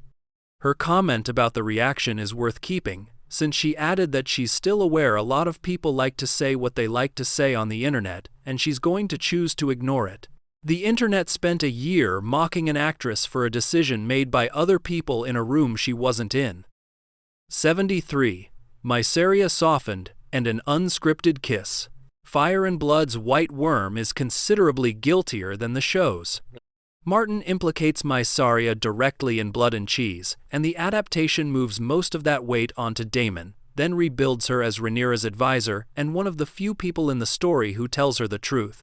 The relationship went further than the script asked. Mizuno revealed that the kiss between Mysaria and Rhaenyra in the 6th episode of Season 2 was unscripted, describing it as something that felt so organic, which means 2 actors made that decision in the moment and the production kept it. Her reading of the scene explains why it works. Mizuno pointed at Rhaenyra's line about a path that has never been trod, saying it speaks so beautifully to their relationship, in part because they're both women, but also because she doesn't have an official title. Mysaria has no rank, no house, and no legitimate reason to be in that room, and the show has quietly made her the closest thing Rhaenyra has to an equal. 74. The foot scene is about power. Matthew Needham has spent years correcting the most common reading of Larys Strong's scene with Alicent, and his correction is more unsettling than the assumption. Speaking at a fan convention, he explained that he doesn't think it's a foot fetish like we understand in 2022, that it's weirder than that it's that he can make her do it. He described Larys as a very disturbed person with a lot of trauma, and framed the exchange as being about making her feel as much shame for that part of her body as he does for his, which turns the victim's body into the scene of the crime. Larys has a clubfoot. What he extracts from the queen is not pleasure but symmetry. Entertainment Weekly revealed the idea came from writer and executive producer Sarah Hess rather than the actor. Needham told the Mary Sue what Sapochnik was like in the edit, recalling that he was dancing around the editing suite going, "I've got my villain, I've got my villain." One deliberate choice shaped everything else, since Needham refused to study Varys or Littlefinger while building the part, which is why Larys resembles no one else in this franchise. 75. Larys burned Harrenhal. Fire and Blood does not know who set the fire that killed Lionel and Harwin Strong. Martin lists suspects and declines to choose, floating Larys, Daemon, Corlys, even Viserys, and leaves the curse of Harrenhal sitting there for anyone who prefers that explanation. House of the Dragon convicts Larys on screen. The show puts him in a cell recruiting condemned prisoners, has their tongues removed so they cannot testify, and sends them to burn his father and brother alive, which inherits him Harrenhal, and clears the path for Otto's return as Hand. One of the book's genuine mysteries becomes a scene with a perpetrator. The Strongs got smaller in adaptation as well. Martin gives Harwin and Larys 2 sisters, neither of whom the show mentions, and Book Harwin is described as massive, a brute whose reputation is entirely physical, whereas the show's Harwin is leaner, more capable across the board, and considerably more ambitious. Martin's version never rises past Captain of the City Watch. The show's version is a man with a future, which makes killing him cost more. 76. The Affair, the book never confirms. Whether Rhaenyra and Criston Cole ever slept together is one of the questions Fire and Blood refuses to answer. Mushroom says she tried to seduce him and failed. Eustace says he tried to convince her to run away with him. Both accounts cannot be true, and Martin leaves them sitting side by side, letting the reader pick a version that flatters whichever side they'd already chosen. House of the Dragon simply decides. The affair happens on screen, plainly, and the ambiguity that gives the book its texture evaporates the moment a camera is pointed at it. The proposal moved as well. Martin has Criston propose before Rhaenyra leaves for Driftmark, and the show puts him on the ship with her and lets him ask there, which softens Rhaenyra considerably by making the rejection something she delivers rather than something she arranged in advance. His line is one of the rawest things in the first season, when he asks whether she wants him to be her whore, points out that he has soiled his white cloak and it's the only thing he has to his name, and admits he thought that if they were married, he might be able to restore it. The ages narrowed too. Martin's Kristen is around 30 against a 16-year-old. The show's is 23, which is still a gap, and a considerably more comfortable one to film. 77.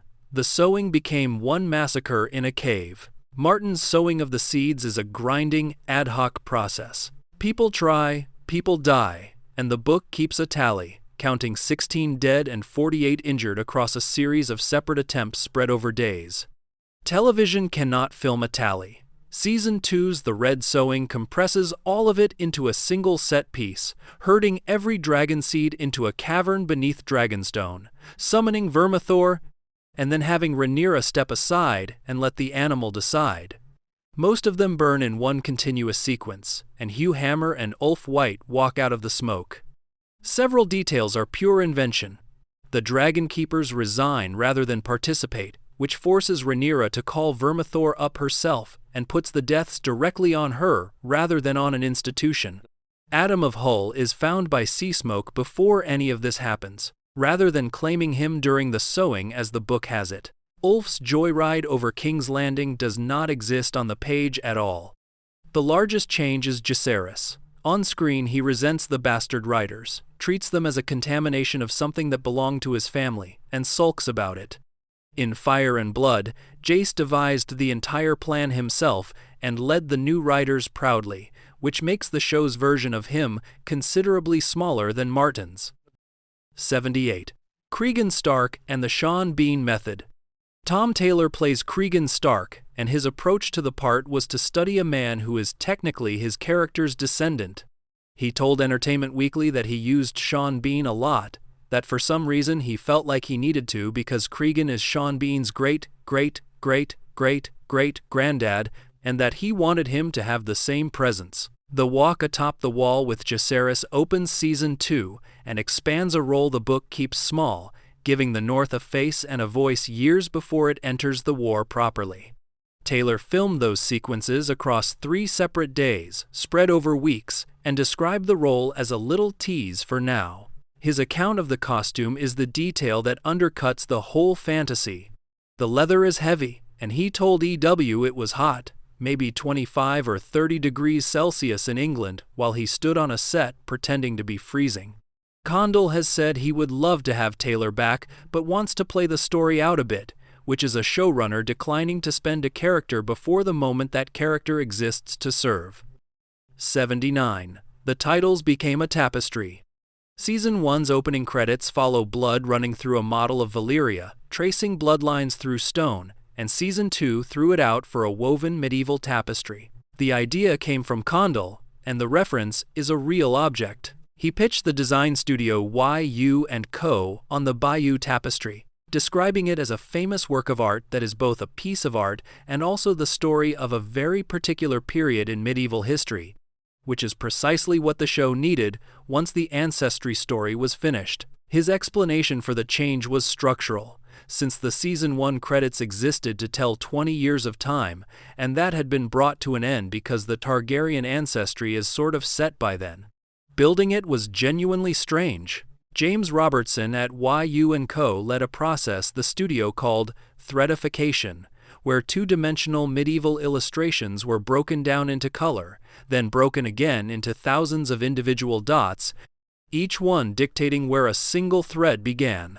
Founder Garson Yu noted they kept the blood, using it as a device to motivate the camera, so the one element carried over from the old titles is the one nobody would have predicted.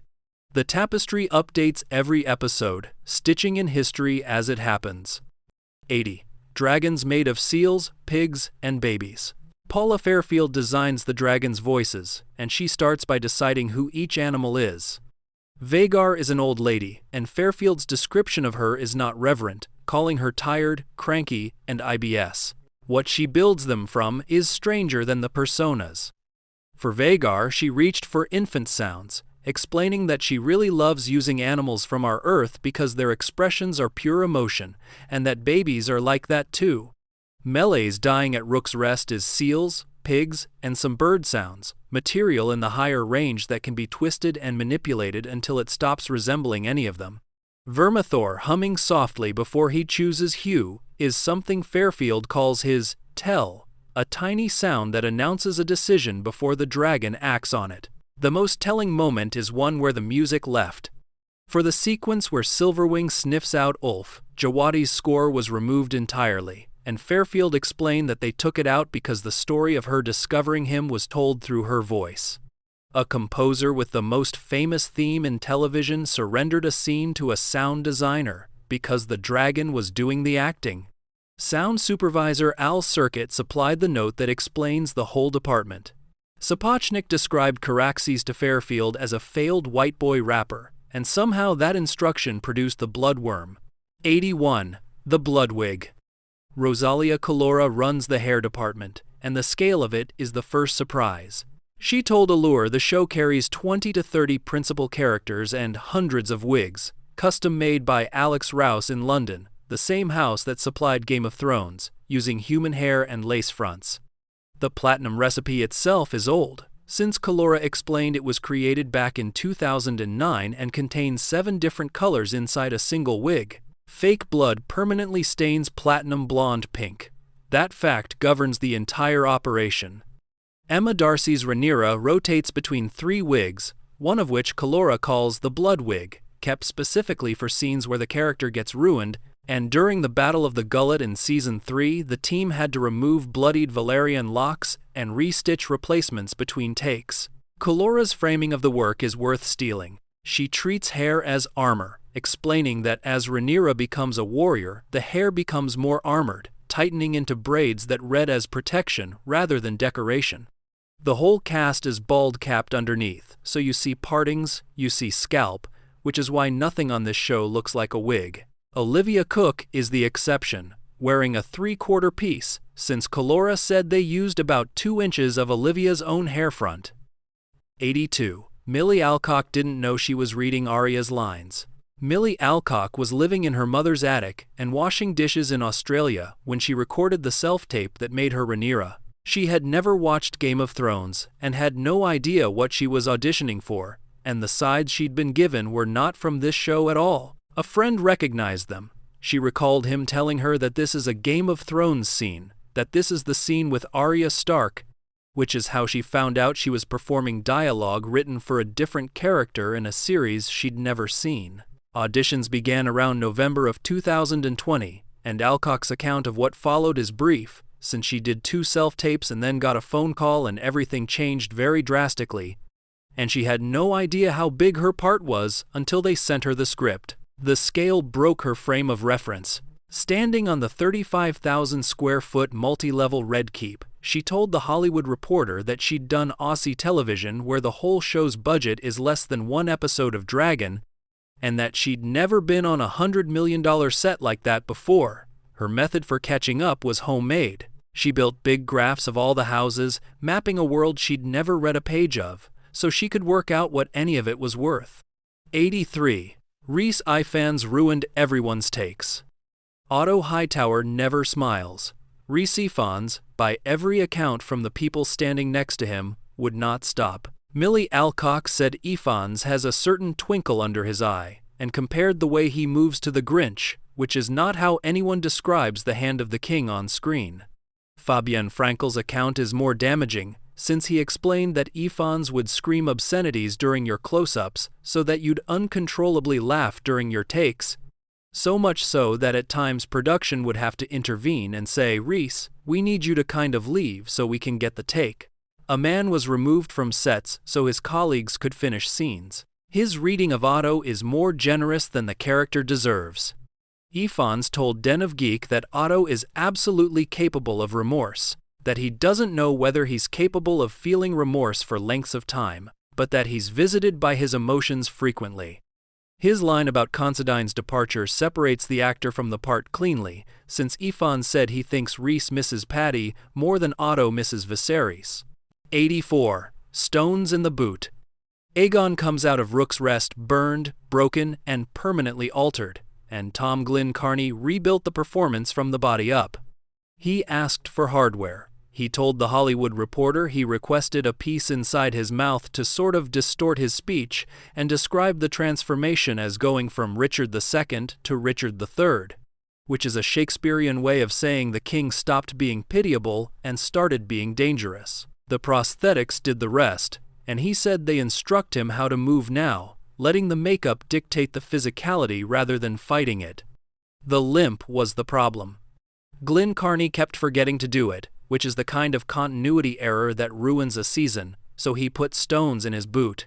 Pain solved what memory couldn't, and the limp became involuntary because the actor was genuinely walking on rocks. He and writers Sarah Hess and David Hancock mapped Aegon's arc across multiple seasons, and his tease for what follows was about the eyes rather than the injuries, promising a fire in them that he'd certainly not seen before. He has also hinted that Aegon's mustache from Fire and Blood may still arrive, which for book readers is a considerably bigger threat. 85. Alicent in the Lake. Season 2 hands Alicent a subplot that exists nowhere in the book and contains almost no dialogue. Stripped of power, pushed off Aemond's counsel, she rides out to the Kingswood, walks into a lake, removes her green dress, and watches a bird pass overhead. The image is borrowed. It echoes Millet's painting of Ophelia, the drowned woman from Hamlet floating among flowers, which is one of the most reproduced images in British art, and an unmistakable reference for anyone who's seen it. Alicent is not drowning. She is doing the thing Ophelia did without dying from it, which is a fairly precise description of the character. Nothing about it is in Fire and Blood, where Alicent and Rhaenyra are never close and are far apart in age, and where neither woman gets an interior life at all. The sequence divided people badly, with some critics calling Alicent dead weight across the back half of the season and others reading it as the pivot the whole character had been building toward, since it ends with her making a secret visit to Dragonstone that is also invented.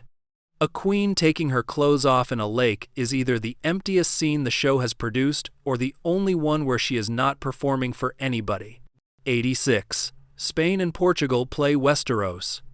The Blood unit spends its time in Iberia, and the show's most crowded locations are older than the country it's made in. Cáceres in Spain, a UNESCO site that Game of Thrones used before this show existed, supplied 25 separate locations for the streets of King's Landing, including the Plaza de Santa Maria for a night sequence in the very first episode.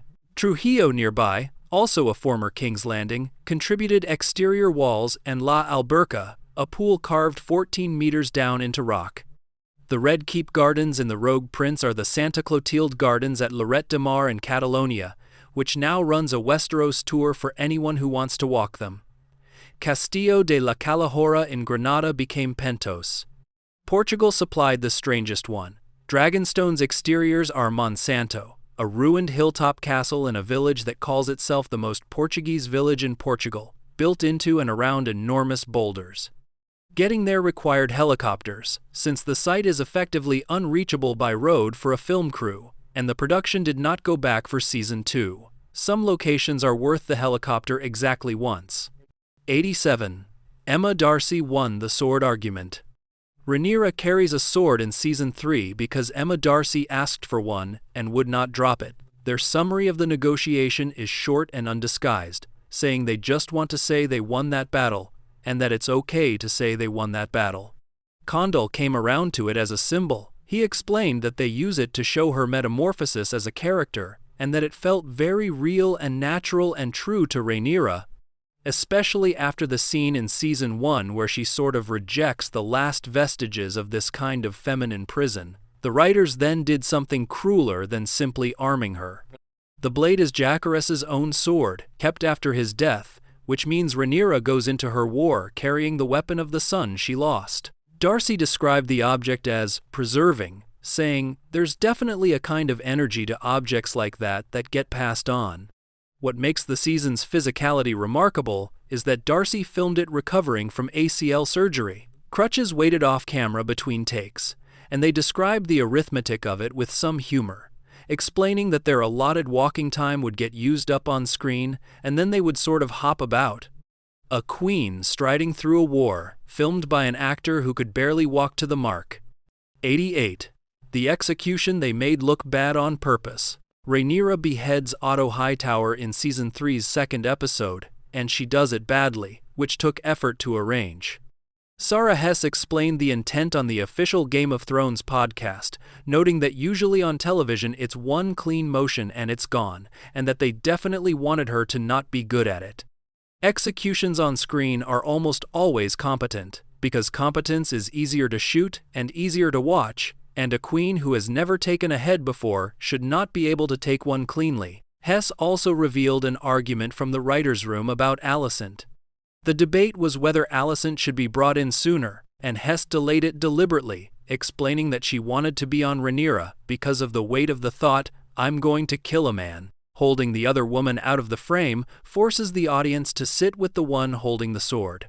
Martin's version is a footnote. Otto is captured after the fall of King's Landing and beheaded on Rhaenyra's order, with the book never specifying who swung, and the show turned an administrative sentence into 2 women in a courtyard and a blade that doesn't go through the first time. 89. Why the Gullet lost its best subplot. Fire and Blood's Battle of the Gullet has a structure the show could not use. Rhaenyra sends her youngest sons away with Daemon while her eldest flies to warn Corlys, and the tragedy is built from children moving in different directions across a battle none of them survive intact. Condell's explanation to Backstage is the bluntest thing he has said about the limits of the medium. He pointed out that Rhaenyra and Daemon's kids are basically toddlers, and that in television, toddlers are not characters, they're props, adding that these kids can't act because they're 4-year-olds, that it's not safe to have them do stunts, and that you can't create a CG kid and make it realistic. 3 separate walls, any one of which would have been enough. There was a dramatic reason underneath the practical one. Condell said they also felt that the Gullet became so much about Rhaenyra's loss of her son Jace, and that it felt like too much trauma at once, which is a writer protecting an audience from an author who never protected anyone. His parting note was not an apology. He called it a bummer that they couldn't adapt that part of the battle, then said they understand where that story goes, and they have a plan for it. 90. 2 monarchs, 1 chair, the same scene. Season 3's 3rd episode puts Rhaenyra on the Iron Throne hearing petitions from her subjects, and the scene is built to rhyme with one the show already gave Aegon. The parallel is exact and intentional. Aegon opens Season 2 doing the same thing, sitting on the same chair, hearing the same category of unsolvable complaint, wanting to answer generously because generosity buys affection from the small folk, and being checked by his hand over resources that do not exist. Otto stops Aegon, Corlys stops Rhaenyra. 2 people who despise each other discover the throne makes the identical demand of both.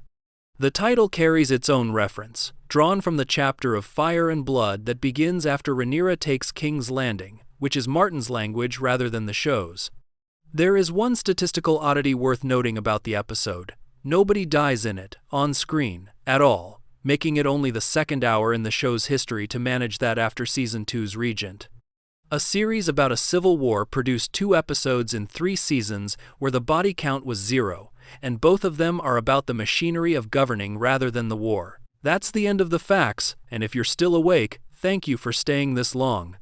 If you enjoyed this one, a like or a subscribe helps more than you'd think, and sharing it with someone who also falls asleep to things like this helps even more. Rest well, and I'll see you in the next one.